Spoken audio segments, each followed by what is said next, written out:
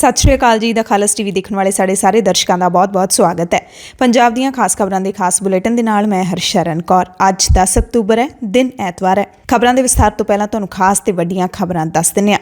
लखीमपुर खीरी कतलकांड दे विच गृह राज मंत्री का गुंडा पुत्त गिरफ्तार कर लिया गया। पुलिस वल्लों जांच दे विच सहयोग ना करन दा दावा किया गया है। पुलिस ने कहा कि साडे सवालों के संतुष्टिपूर्वक जवाब नहीं दिते। यूपी पुलिस की जांच टीम ने 11 घंटिया तक आशीष मिश्रा तो पुछगिछ की। मन्निया जा रहा है कि सुप्रीम कोर्ट की सख्ती तो बाद यह कार्रवाई हुई है, नहीं तो यूपी सरकार के नाल सेंटर की सरकार आशीष मिश्रा नूं अज तक बचा ही रही सी। कांग्रेस ने प्रधानमंत्री नरेंद्र मोदी नूं सुनेहा भेज के कहा कि मोदी जी तुहानूं राज धर्म निभाउंदिआं होइआं अजय मिश्रा नूं वजारत दे विचों कड्ढना चाहीदा है। संयुक्त किसान मोर्चे ने कल दिल्ली दे विच प्रैस कॉन्फ्रेंस करके कई वड्डे ऐलान कीते ने। 12 अक्तूबर नूं शहीद होण वाले 5 किसानां दा जिहड़ा हैगा अरदास समागम होवेगा ते सारे लोकां नूं 12 तरीक नूं तिकोणियां दे विच सद्दिया गया। इस मौके राकेश टिकैत ने कहा कि बीजेपी वर्करां दा कतल करना गुस्से दा नतीजा सी। उन्होंने मरण वालिਆਂ ਨੂੰ ਦੋਸ਼ੀ नहीं ਮੰਨਿਆ क्योंकि उन्होंने प्रदर्शनकारी किसानों ਨੂੰ वाहन ਹੇਠਾਂ दरड़न की घटना के खिलाफ अपना गुस्सा कढ़िया सी। यानी कि टिकैत कह रहे हैं कि पहला दरड़िया सीगा, उस तो बाद किसानों ने अपना गुस्सा कढ़िया सी। हालांकि वो नाले भी कहते हैं कि किसी ने भी अखीं ये देखा नहीं है। किसान वाहनों ਨੂੰ अग ला रहे ने ਜਾਂ फिर उन्होंने ਜਿਹੜੇ 3 जने हैगे ने उन्होंने मौत के घाट उतार रहे हैं। इस तरह की कोई वीडियो भी सामने नहीं आई है। जबकि किसानों के कतलेआम नूं लैके एक वीडियो होर बहुत ही साफ तरीके दे नाल दिखाई दे सकती है कि किसान बड़े ही आराम दे नाल नारेबाजी वगैरह बंद करन तो बाद आपस दे विच गल्लां करदे पईओ पई तुरदे जा रहे सी कि पिछों एकदम आशीष मिश्रा दी पहली गड्डी, दूसरी गड्डी, तीसरी गड्डी, तिन्ने गड्डियां लगातार हुड़दंग मचाउंदियां होईयां किसानां नूं दरड़ के लंघ जांदियां ने। ते उधर 16 अक्तूबर नूं कांग्रेस वर्किंग कमेटी दी नवीं दिल्ली दे विच बैठक होवेगी। लखीमपुर खीरी हिंसा ते पार्टी चोणां मीटिंग का मुख एजेंडा होगा। उधर कल हरियाणा के मुख्यमंत्री मनोहर लाल खट्टर ने केंद्रीय गृह मंत्री अमित शाह के नाल मुलाकात की और किसान अंदोलन कारण हरियाणा के हालात और बंद पे हाईवेज़ नूं खुलवाउण बारे भी जानकारी दी। मुख्यमंत्री खट्टर ने कहा कि भारतीय किसान संघ ने राह खुलवाउण दे लई मैनूं चिट्ठी सौंपी है तो उही जिहड़ा किसान संघ हैगा जिहड़ा किसानां दे समोर्चे दे विच शामिल नहीं है, इसनूं सरकारी किसान संघ है जिहड़ा वो कहा जाता है। पंजाब दे विच कोले की भारी कमी के कारण कई जिहड़े थर्मल पावर प्लांटां दे यूनिट बंद हो चुके हैं। बिजली संकट है जिहड़ा पंजाब दे विच ओह लगातार डूंगा हुंदा जा रहा है। कई घंटियां दे कट लाए जा रहे हैं। इस दरम्यान पंजाब के मुख्यमंत्री चरणजीत सिंह चन्नी ने कोल इंडिया लिमिटेड दीयां वख-वख सहायक कंपनियां वालों पंजाब राज बिजली निगम लिमिटेड के समझौतिਆਂ मुताबिक कोले की लोड़ींदी सप्लाई ना करन दे लई केंद्र सरकार की आलोचना करदिआं निर्धारित कोटे के मुताबिक सूबे लई कोले की सप्लाई तुरंत ਵਧਾਉਣ ਦੀ अपील की है। गुलाबी सुंडी के हमले नाल प्रभावित हुए किसानों ने कल वित्त मंत्री मनप्रीत बादल की रिहायश के दोवें गेटां मूहरे पक्का मोर्चा ला दिता है। दरअसल मोर्चा ला के बैठे किसानों की कल सरकार के नाल बैठक तय करवाई गई सी, पर ऐन मौके ते जदों मीटिंग रद्द कर दी गई तो किसान काफ़ी रोह दे विच आ गए सी। तख्त श्री केसगढ़ साहिब आनंदपुर साहिब विखे नतमस्तक होने के लिए पहुंचे करनाल के एक निहंग सिंह ने बाहर वेड़े दे विच हवाई फायर कर दिता, जिस तो बाद पुलिस ने उसनूं हिरासत विच लिया गया है। जबकि निहंग सिंह का कहना है कि मैं अपने गुरु नूं सलामी दी है हथियार चला के। पंजाब दीयां खास खबरां दे खास बुलेटिन दे विच हुण खबरां विस्तार दे नाल। लखीमपुर खीरी कतलकांड दे विच मंत्री पुत्र नूं गिरफ्तार कर लिया गया है। केंद्रीय गृह राज मंत्री दा पुत्र आशीष मिश्रा 6 घंटिਆਂ ਦੀ पुछगिछ तो बाद हिरासत दे विच ले लिया गया। आशीष मिश्रा की गिरफ्तारी की जानकारी संयुक्त किसान मोर्चे ने भी ट्वीट ते दित्ती। उन्होंने कहा कि आशीष मिश्रा नूं यूपी पुलिस ने गिरफ्तार कर लिया है, मैजिस्ट्रेट के सामने पेश किया जाएगा। अंदरली गल भी पता लगी है कि जदों उस तो पुछ पड़ताल की गई, कुल 6 घंटिਆਂ ਦੀ पुछ पड़ताल 15 अधिकारी 40 तो भी वध सवाल आशीष मिश्रा जिहड़ा उसकी हालत विगड़ी हुई सी, हालत खराब सी सवालों के उत्तर दिंदे दिंदे, क्योंकि झूठा बंदा जदों बोलदा है तो वह अपने आप ही अपने झूठ का जिहड़ा खुलासा कर दिंदा है, अपनी घबराहट नूं दस के ते अपनी जिहड़ी बेचैनी नूं दस के। ਪੁੱਛਗਿੱਛ ਦੇ ਵਿੱਚ ਡੀਆਈਜੀ ਉਪੇਂਦਰ ਅਗਰਵਾਲ ਤੇ ਲਖੀਮਪੁਰ ਦੇ ਐਸਡੀਐਮ ਵੀ ਸ਼ਾਮਿਲ ਸਨ। ਆਸ਼ੀਸ਼ ਮਿਸ਼ਰਾ ਨੇ ਆਪਣੇ ਪੱਖ ਦੇ ਵਿੱਚ ਕਈ ਵੀਡੀਓ ਪੇਸ਼ ਕੀਤੇ। 10 ਲੋਕਾਂ ਦੇ ਬਿਆਨ ਦਾ ਹਲਫਨਾਮਾ ਵੀ ਪੇਸ਼ ਕੀਤਾ ਜੋ ਦੱਸਦੇ ਨੇ ਕਿ ਆਸ਼ੀਸ਼ ਮਿਸ਼ਰਾ ਕਾਫਲੇ ਦੇ ਨਾਲ ਨਹੀਂ ਸੀ, ਦੰਗਲ ਮੈਦਾਨ ਦੇ ਵਿੱਚ ਸੀ। ਇਹ ਆਸ਼ੀਸ਼ ਮਿਸ਼ਰਾ ਨੇ ਪੇਸ਼ ਕੀਤਾ। ਯਾਨੀ ਕਿ ਇਸ ਗੱਲ ਦੀ ਪੁਸ਼ਟੀ ਨਹੀਂ ਹੋ ਸਕੀ ਹੈ ਕਿ ਕੁਸ਼ਤੀ ਮੁਕਾਬਲੇ ਦੇ ਵਿੱਚ ਆਸ਼ੀਸ਼ ਮਿਸ਼ਰਾ ਰੈਫਰੀ ਦਾ ਕੰਮ ਕਰ ਰਿਹਾ ਸੀ ਤੇ ਉੱਥੇ ਮੌਜੂਦ ਸੀ। ਸੀਆਰਪੀਸੀ ਦੀ ਧਾਰਾ 160 ਦੇ ਤਹਿਤ ਆਸ਼ੀਸ਼ ਮਿਸ਼ਰਾ ਨੂੰ ਸੰਮਨ ਭੇਜਿਆ ਗਿਆ ਸੀ। ਆਸ਼ੀਸ਼ ਮਿਸ਼ਰਾ ਨੂੰ ਦੂਸਰਾ ਸੰਮਨ ਭੇਜਿਆ ਸੀ। ਦੂਜੇ ਸੰਮਨ ਤੇ ਉਹ ਪੇਸ਼ ਹੋਇਆ ਕ੍ਰਾਈਮ ਬ੍ਰਾਂਚ ਦੇ ਸਾਹਮਣੇ। ਸ਼ਨੀਵਾਰ ਸਵੇਰੇ 11 ਵਜੇ ਪੇਸ਼ ਹੋਣ ਦਾ ਸਮਾਂ ਦਿੱਤਾ ਗਿਆ ਸੀ, ਪਰ ਕੁਝ ਦੇਰ ਪਹਿਲਾਂ ਹੀ ਆਸ਼ੀਸ਼ ਮਿਸ਼ਰਾ ਪਹੁੰਚ ਗਿਆ ਸੀ। ਉਸਦੇ ਵਕੀਲ ਅਵਦੇਸ਼ ਕੁਮਾਰ ਨੇ ਉਸ ਤੋਂ ਪਹਿਲਾਂ ਕਿਹਾ ਕਿ ਲੀਗਲ ਨੋਟਿਸ ਦਾ ਸਨਮਾਨ ਕਰਾਂਗੇ, ਜਾਂਚ ਦੇ ਵਿੱਚ ਸਹਿਯੋਗ ਕਰਾਂਗੇ। 6 ਮੈਂਬਰੀ ਸਿੱਟ ਬਣਾਈ ਗਈ ਹੈ। ਉਸਨੇ ਪੁੱਛਗਿੱਛ ਕੀਤੀ, ਨਾਲ ਹੋਰ ਅਧਿਕਾਰੀ ਵੀ ਸ਼ਾਮਲ ਸਨ। 9 ਅਧਿਕਾਰੀ ਹੋਰ ਸ਼ਾਮਲ ਸਨ। ਕੁੱਲ 15 ਅਧਿਕਾਰੀਆਂ ਦੇ ਵਿਚਾਲੇ ਆਸ਼ੀਸ਼ ਮਿਸ਼ਰਾ ਘਿਰਿਆ ਹੋਇਆ ਸੀ। ਰਿਕਾਰਡਿੰਗ ਵੀ ਕਹਿੰਦੇ ਇਸ ਸਾਰੀ ਪੁੱਛਗਿੱਛ ਦੀ ਹੋਈ ਹੈ ਤੇ ਹਿੰਸਾ ਵਕਤ ਉਹ ਕਿੱਥੇ ਸੀ, ਕਿੰਨਾ ਟਾਈਮ ਉਹ ਕਿੱਥੇ ਸੀ, ਕਿਹੜੇ ਟਾਈਮ ਤੇ ਕਿੱਥੇ ਮੌਜੂਦ ਸੀ, ਸਾਰੇ ਸਵਾਲ ਨੇ ਜਿਹੜੇ ਉਹ ਪੁੱਛੇ ਗਏ ਨੇ ਕਿ ਆਸ਼ੀਸ਼ ਮਿਸ਼ਰਾ ਜੇ ਉੱਥੇ ਨਹੀਂ ਸੀ ਤਾਂ ਫਿਰ ਉਹਦੀਆਂ ਗੱਡੀਆਂ ਉੱਥੇ ਕੀ ਕਰ ਰਹੀਆਂ ਸੀ। ਜਿਹੜੇ ਬਿਆਨ ਲੋਕਾਂ ਦੇ ਆ ਰਹੇ ਨੇ ਕੀ ਉਹ ਝੂਠੇ ਨੇ, ਜੇ ਇਕੱਲਾ ਆਸ਼ੀਸ਼ ਮਿਸ਼ਰਾ ਸੱਚਾ ਹੈ, ਇਸ ਤਰ੍ਹਾਂ ਦੇ ਸਵਾਲ ਨੇ ਜਿਹੜੇ ਉਹ ਦਾਗੇ ਗਏ। ਤੇ ਮੰਤਰੀ ਪੁੱਤਰ ਦੀ ਗ੍ਰਿਫਤਾਰੀ ਨੂੰ ਲੈ ਕੇ ਕਿਸਾਨਾਂ ਨੇ 11 ਅਕਤੂਬਰ ਤੱਕ ਉਸ ਨੂੰ ਗ੍ਰਿਫਤਾਰ ਕਰਨ ਦੀ ਮੋਹਲਤ ਦਿੰਦਿਆਂ 18 ਅਕਤੂਬਰ ਨੂੰ ਰੇਲਾਂ ਦਾ ਚੱਕਾ ਜਾਮ ਕਰਨ ਦੀ ਚੇਤਾਵਨੀ ਦਿੱਤੀ ਸੀ ਕਿ ਜੇ 11 ਤੱਕ ਗ੍ਰਿਫਤਾਰ ਨਾ ਹੋਇਆ ਤਾਂ 12 ਤੋਂ ਅਸੀਂ ਲਗਾਤਾਰ ਜਿਹੜੇ ਪ੍ਰੋਗਰਾਮ ਨੇ ਉਹ ਰੋਸ ਮੁਜ਼ਾਹਰੇ ਨੇ ਉਹ ਸ਼ੁਰੂ ਕਰ ਦੇਵਾਂਗੇ। ਤਿੱਖੇ ਪ੍ਰੋਗਰਾਮਾਂ ਦਾ ਐਲਾਨ ਕੀਤਾ ਗਿਆ, ਉਹ ਵੀ ਤੁਹਾਨੂੰ ਅੱਗੇ ਦੱਸਦੇ ਹਾਂ। ਇਸ ਨਾਲ ਇਹ ਵੀ ਦੱਸ ਦਈਏ ਕਿ ਕੇਂਦਰੀ ਗ੍ਰਹਿ ਰਾਜ ਮੰਤਰੀ ਅਜੇ ਮਿਸ਼ਰਾ ਜਦੋਂ ਉਸਦੇ ਪੁੱਤਰ ਦੀ ਪੁੱਛਗਿੱਛ ਹੋ ਰਹੀ ਸੀ, ਉਸ ਤੋਂ ਪੁੱਛਗਿੱਛ ਹੋ ਰਹੀ ਸੀ ਤਾਂ ਉਹ ਵੀ ਉੱਥੇ ਹੀ ਮੌਜੂਦ ਸੀ, ਪਰ ਥੋੜੀ ਦੂਰੀ ਤੇ। ਉੱਥੇ ਲਖੀਮਪੁਰ ਖੀਰੀ ਦੇ ਵਿੱਚ ਹੀ ਦਫ਼ਤਰ ਬਣਿਆ ਹੋਇਆ ਪਾਰਟੀ ਦਾ, ਉੱਥੇ ਬੈਠੇ ਆਪਣੇ ਵਰਕਰਾਂ ਨੂੰ ਮਿਲ ਰਹੇ ਸੀ ਤੇ ਇਸ ਦਰਮਿਆਨ ਲਖੀਮਪੁਰ ਖੀਰੀ ਦੀ ਜਿਹੜੀ ਸੁਰੱਖਿਆ ਕਾਫੀ ਵਧਾ ਦਿੱਤੀ ਗਈ। ਇੱਕ ਪਾਸੇ ਮੰਤਰੀ ਪੁੱਤਰ ਤੋਂ ਪੁੱਛ ਪੜਤਾਲ ਹੁੰਦੀ ਰਹੀ ਤੇ ਦੂਸਰੇ ਪਾਸੇ ਸੰਯੁਕਤ ਕਿਸਾਨ ਮੋਰਚੇ ਨੇ ਦਿੱਲੀ ਦੇ ਪ੍ਰੈਸ ਕਲੱਬ ਦੇ ਵਿੱਚ ਪ੍ਰੈਸ ਕਾਨਫਰੰਸ ਕਰਕੇ ਕਈ ਵੱਡੇ ਐਲਾਨ ਕੀਤੇ। 12 ਅਕਤੂਬਰ ਨੂੰ ਉਹਨਾਂ ਨੇ ਦੱਸਿਆ ਕਿ ਸ਼ਹੀਦ ਹੋਏ 5 ਕਿਸਾਨਾਂ ਦੀ ਅੰਤਿਮ ਅਰਦਾਸ ਕੀਤੀ ਜਾਵੇਗੀ। ਉਸ ਅੰਤਿਮ ਅਰਦਾਸ ਦੇ ਵਿੱਚ ਸਾਰੇ ਦੇਸ਼ ਦੇ ਕਿਸਾਨਾਂ ਨੂੰ ਸ਼ਾਮਿਲ ਹੋਣ ਦੀ ਅਪੀਲ ਕੀਤੀ ਤੇ ਬਾਕੀ ਲੋਕਾਂ ਨੂੰ ਵੀ ਪਹੁੰਚਣ ਦੀ ਅਪੀਲ ਕੀਤੀ। ਯੂਪੀ ਦੇ ਲਖੀਮਪੁਰ ਖੀਰੀ ਦੇ ਤਿਕੋਨੀਆਂ ਦੇ ਵਿੱਚ ਹੀ ਇਹ ਜਿਹੜਾ ਅਰਦਾਸ ਸਮਾਗਮ ਕਰਵਾਇਆ ਜਾਵੇਗਾ। ਸਮਾਂ ਜਿਹੜਾ ਹੈਗਾ ਉਹ ਐਤਵਾਰ ਸ਼ਾਮ ਤੱਕ ਦੱਸ ਦਿੱਤਾ ਜਾਏਗਾ ਤੇ 12 ਅਕਤੂਬਰ ਨੂੰ ਹੀ ਗੁਰੂ ਘਰਾਂ ਦੇ ਵਿੱਚ, ਮੰਦਰਾਂ, ਚਰਚ, ਮਸੀਤਾਂ, ਜਿਹੜੇ ਵੀ ਧਾਰਮਿਕ ਸਥਾਨ ਨੇ ਜਿੱਥੇ ਲੋਕ ਦੁਆ, ਅਰਦਾਸ, ਪ੍ਰਾਰਥਨਾ ਕਰਦੇ ਨੇ, ਉੱਥੇ ਸ਼ਰਧਾਂਜਲੀ ਸਮਾਗਮ ਕਰਵਾਉਣ ਦੀ ਵੀ ਕਿਸਾਨ ਮੋਰਚੇ ਨੇ ਅਪੀਲ ਕੀਤੀ ਹੈ। ਤੇ 12 ਅਕਤੂਬਰ ਨੂੰ ਸ਼ਹੀਦ ਕਿਸਾਨਾਂ ਦੀ ਯਾਦ ਦੇ ਵਿੱਚ ਸ਼ਾਮ ਨੂੰ ਮੋਮਬੱਤੀ ਮਾਰਚ ਪੂਰੇ ਦੇਸ਼ ਦੇ ਵਿੱਚ ਕੱਢੇ ਜਾਣਗੇ। ਕਿਸਾਨ ਲੀਡਰਾਂ ਨੇ ਕਿਹਾ ਕਿ ਜੇ ਤੁਸੀਂ ਇਸ ਮੋਮਬੱਤੀ ਮਾਰਚ ਦੇ ਵਿੱਚ ਸ਼ਾਮਿਲ ਨਹੀਂ ਹੋ ਸਕਦੇ ਤਾਂ ਤੁਸੀਂ ਆਪਣੇ ਘਰਾਂ ਦੇ ਵਿੱਚ ਸ਼ਾਮ ਨੂੰ 8 ਵਜੇ 5 ਮੋਮਬੱਤੀਆਂ ਜ਼ਰੂਰ इस संघर्ष को हम आगे लेके जाएंगे लोकतांत्रिक तरीके से, शांतिमय तरीके से। पहला कार्यक्रम है 12 तारीख को। 12 तारीख को हमारे इन सभी 5 शहीदों, 4 हमारे किसान और 1 पत्रकार जो शहीद हुए इसके नीचे तक थे, 5 किसान और 1 किसान पत्रकार थे जिन्होंने मुझे करेक्ट किया। इन 5 की अंतिम अरदास और भोग समारोह उत्तर प्रदेश लखीमपुर जिले में तिकोनिया स्थान पर होगा। अंतिम अरदास श्रद्धांजलि सभा का आयोजन किया गया है। हम देश भर के किसानों से अपील करते हैं कि आप वहां पहुंचिए। ये कोई सामान्य घटना नहीं है। किसान आंदोलन के लिए जलियांवाला कांड के बराबर है एक घटना। देश भर के किसानों से हम अपील करते हैं कि आप जो जो संभव है तिकोनिया, लखीमपुर खीरी में 12 तारीख को सुबह पहुंचिए, उन शहीदों को श्रद्धांजलि दीजिए। ਸੋ ਇਹ ਜਿਹੜਾ ਅੰਤਿਮ ਅਰਦਾਸ ਦਾ ਪ੍ਰੋਗਰਾਮ ਹੈ ਇਹ ਹੋਵੇਗਾ ਹੀ ਹੋਵੇਗਾ, ਚਾਹੇ ਮੰਤਰੀ ਪੁੱਤਰ ਜਾਂ ਫਿਰ ਮੰਤਰੀ ਦੀ ਗ੍ਰਿਫਤਾਰੀ ਹੋਵੇ ਜਾਂ ਨਾ ਹੋਵੇ, ਇਹ ਪ੍ਰੋਗਰਾਮ ਹੋਣਾ ਹੀ ਹੈ। 2 ਮੰਗਾਂ ਉਹਨਾਂ ਨੇ ਰੱਖੀਆਂ ਨੇ ਕਿ ਇੱਕ ਤਾਂ ਜਿਹੜਾ ਕੇਂਦਰੀ ਗ੍ਰਹਿ ਰਾਜ ਮੰਤਰੀ ਅਜੇ ਮਿਸ਼ਰਾ ਟੇਨੀ, ਉਸ ਨੂੰ ਮੰਤਰੀ ਮੰਡਲ ਚੋਂ ਬਰਖਾਸਤ ਕਰਕੇ ਗ੍ਰਿਫਤਾਰ ਕੀਤਾ ਜਾਵੇ ਕਿਉਂਕਿ ਉਸਨੇ ਹਿੰਸਾ ਫੈਲਾਈ, ਕਤਲ ਦਾ ਛੜਯੰਤਰ ਰਚਿਆ। ਦੂਸਰੀ ਮੰਗ ਕਿ ਮਿਸ਼ਰਾ ਦੇ ਪੁੱਤਰ ਛੋਟੇ ਮਿਸ਼ਰਾ ਨੂੰ ਗ੍ਰਿਫਤਾਰ ਕੀਤਾ ਜਾਵੇ ਅਤੇ ਉਸਦੇ ਸਹਿਯੋਗੀ ਸੁਮਿਤ ਜੈਸਵਾਲ ਤੇ ਅੰਕਿਤ ਦਾਸ ਹੈ ਜਿਹੜਾ ਉਹਨਾਂ ਨੂੰ ਵੀ ਜਲਦੀ ਹਿਰਾਸਤ ਵਿੱਚ ਲਿਆ ਜਾਵੇ। 11 ਅਕਤੂਬਰ ਤੱਕ ਦਾ ਅਲਟੀਮੇਟਮ ਦਿੱਤਾ ਕਿਸਾਨ ਮੋਰਚੇ ਨੇ। ਜੇ 11 ਤੱਕ ਮੰਗਾਂ ਨਾ ਮੰਨੀਆਂ ਤਾਂ 12 ਤੋਂ ਜਿਹੜੇ ਰੋਸ ਮੁਜ਼ਾਹਰੇ ਨੇ ਉਹ ਤਿੱਖੇ ਸ਼ੁਰੂ ਹੋ ਜਾਣਗੇ ਪੂਰੇ ਦੇਸ਼ ਦੇ ਵਿੱਚ।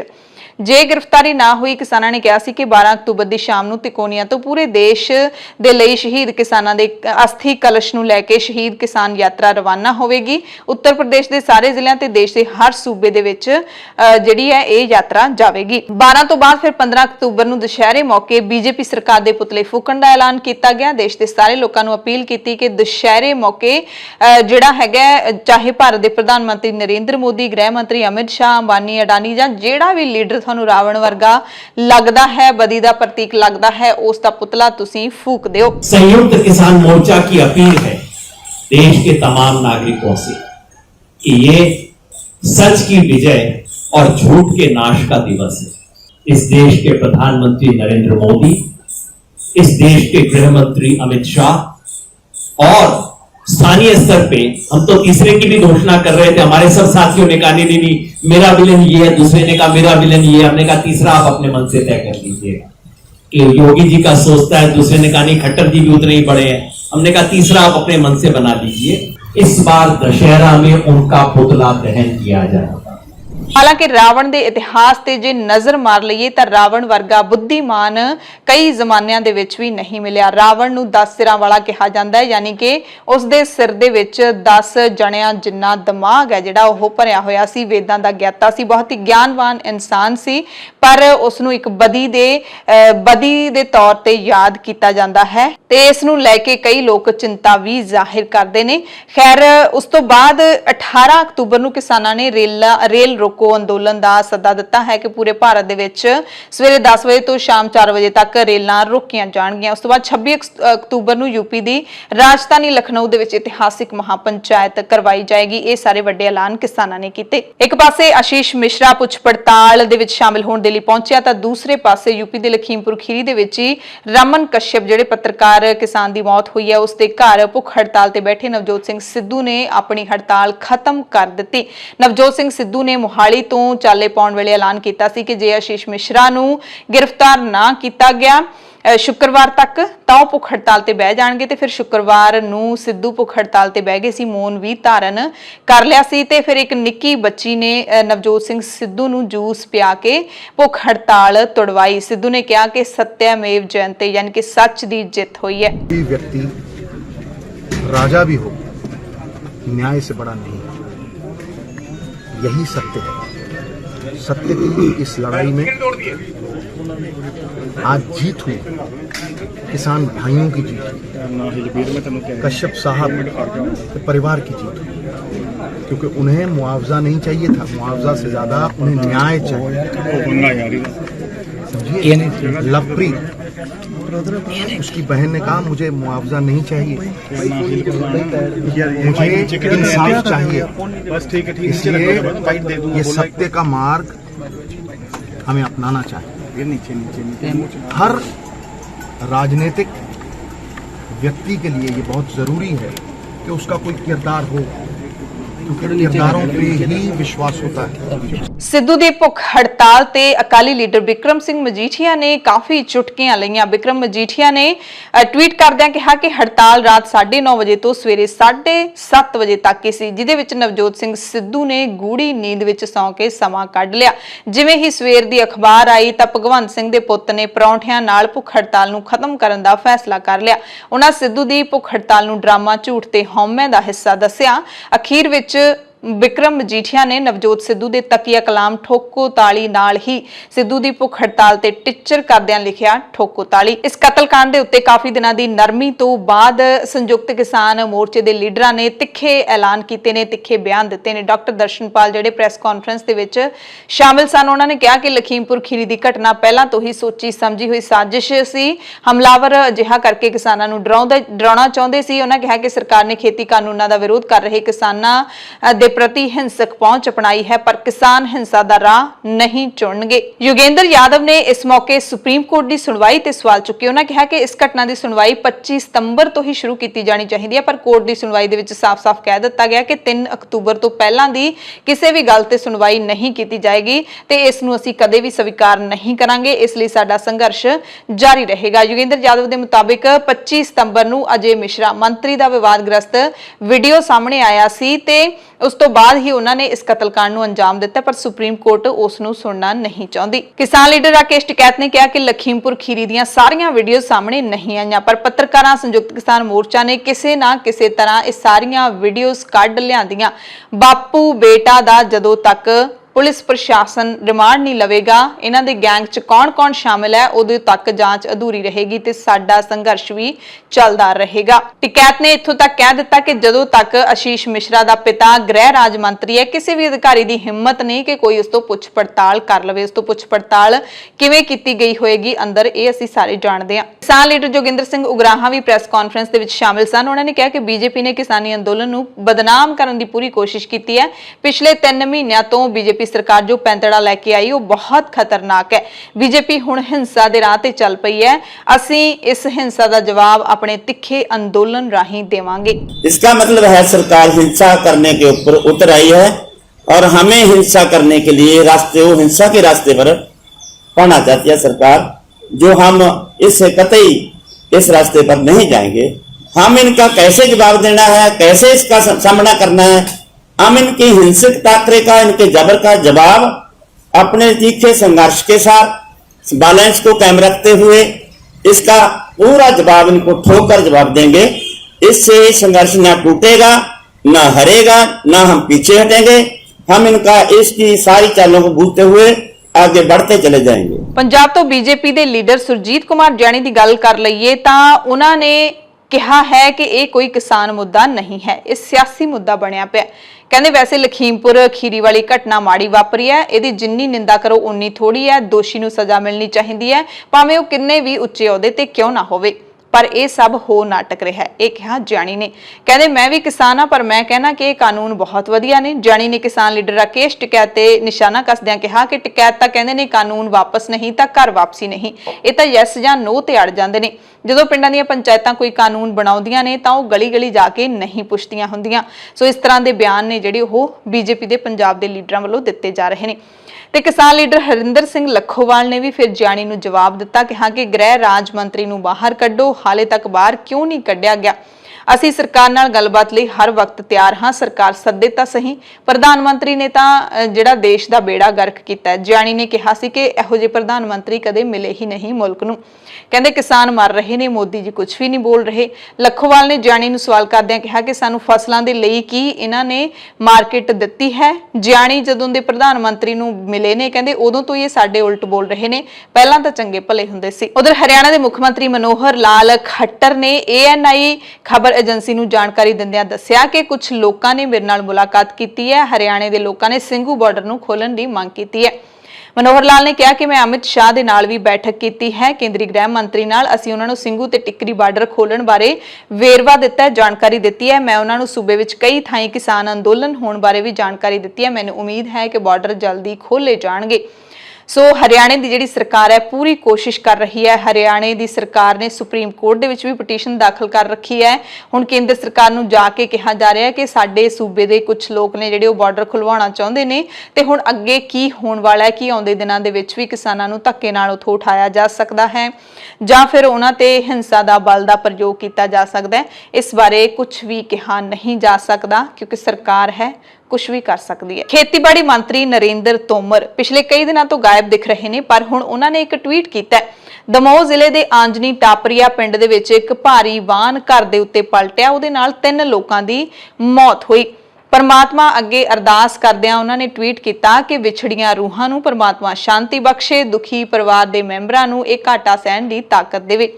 किसान एकता मोर्चा ने मंत्री जी दे इस ट्वीट नूं रीट्वीट किया है, क्योंकि आखिरकार खेतीबाड़ी मंत्री ने किसानां दे नाल उन्हां दा कनैक्शन है।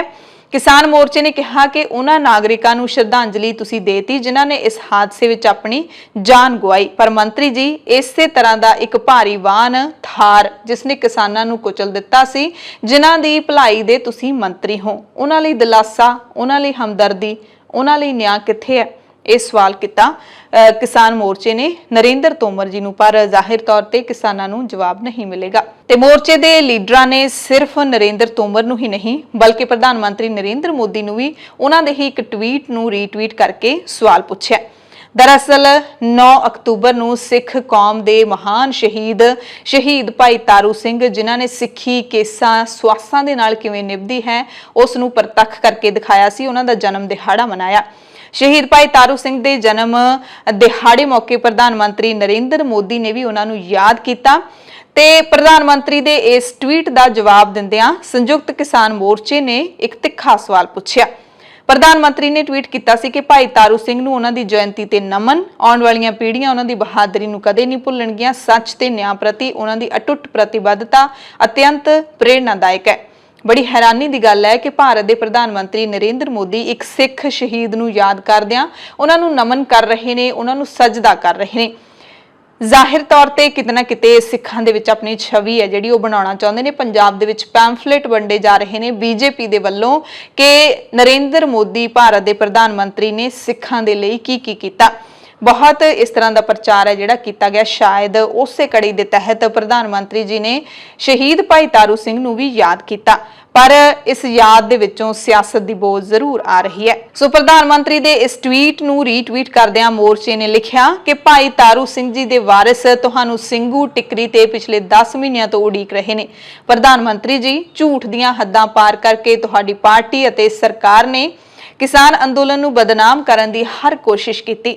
ਰਹੀ ਗੱਲ ਨਿਆਂ ਦੀ ਤਾਂ ਲਖੀਮਪੁਰ ਦੇ ਵਿੱਚ ਗੱਡੀ ਚਾੜਨ ਵਾਲਿਆਂ ਨੂੰ ਬਚਾ ਕੇ ਤੁਸੀਂ ਕਿਹੜਾ ਨਿਆਂ ਕਰ ਰਹੇ ਹੋ? ਤਾਂ ਕਿਸਾਨ ਮੋਰਚੇ ਨੇ ਭਾਰਤ ਦੇ ਪ੍ਰਧਾਨ ਮੰਤਰੀ ਨਰਿੰਦਰ ਮੋਦੀ ਨੂੰ ਜਿਹੜਾ ਸਵਾਲ ਪੁੱਛਿਆ, ਜ਼ਾਹਿਰ ਤੌਰ ਤੇ ਉਹਦਾ ਵੀ ਕੋਈ ਜਵਾਬ ਨਹੀਂ ਮਿਲਣਾ। ਲਖੀਮਪੁਰ ਖੀਰੀ ਕਤਲकांड ਦੇ ਵਿੱਚ ਭਾਵੇਂ ਭਾਰਤ ਦੇ ਪ੍ਰਧਾਨ ਮੰਤਰੀ ਨਰਿੰਦਰ ਮੋਦੀ ਹਾਲੇ ਤੱਕ ਚੁੱਪ ਨੇ। ਇੱਕ ਹਫ਼ਤੇ ਬਾਅਦ ਵੀ ਉਹਨਾਂ ਨੇ ਆਪਣੀ ਜ਼ੁਬਾਨ ਨਹੀਂ ਖੋਲੀ ਕਿਉਂਕਿ ਉਹਨਾਂ ਨੂੰ ਤਰਸ ਨਹੀਂ ਆਇਆ, ਇਸ ਘਟਨਾ ਤੇ ਦਿਲ ਨਹੀਂ ਪਿਘਲਿਆ। ਪਰ ਵਿਦੇਸ਼ਾਂ ਦੇ ਵਿੱਚੋਂ ਲਗਾਤਾਰ ਇਸ ਘਟਨਾ ਦੀ ਨਿੰਦਿਆ ਹੋ ਰਹੀ ਹੈ। ਪੰਜਾਬੀ ਮੂਲ ਦੇ ਵਿਦੇਸ਼ੀ ਐਮਪੀਜ਼ ਨੇ ਦੁੱਖ ਦਾ ਪ੍ਰਗਟਾਵਾ ਕੀਤਾ ਹੈ। ਕੈਨੇਡਾ ਦੇ ਪੰਜਾਬੀ ਮੂਲ ਦੇ ਸੰਸਦ ਮੈਂਬਰਾਂ ਮਨਿੰਦਰ ਸਿੱਧੂ, ਰਚਨਾ ਸਿੰਘ, ਰਣਦੀਪ ਐਸ ਸਹਾਏ, ਸੋਨੀਆ ਸਿੱਧੂ ਤੇ ਇਕਵਿੰਦਰ ਸਿੰਘ ਗਹੀਰ ਨੇ ਲਖੀਮਪੁਰ ਦੇ ਵਿੱਚ ਵਾਪਰੀ ਘਟਨਾ ਦੀ ਨਿੰਦਾ ਕਰਦਿਆਂ ਜਲਦੀ ਨਿਆਂ ਦੀ ਮੰਗ ਕੀਤੀ ਹੈ।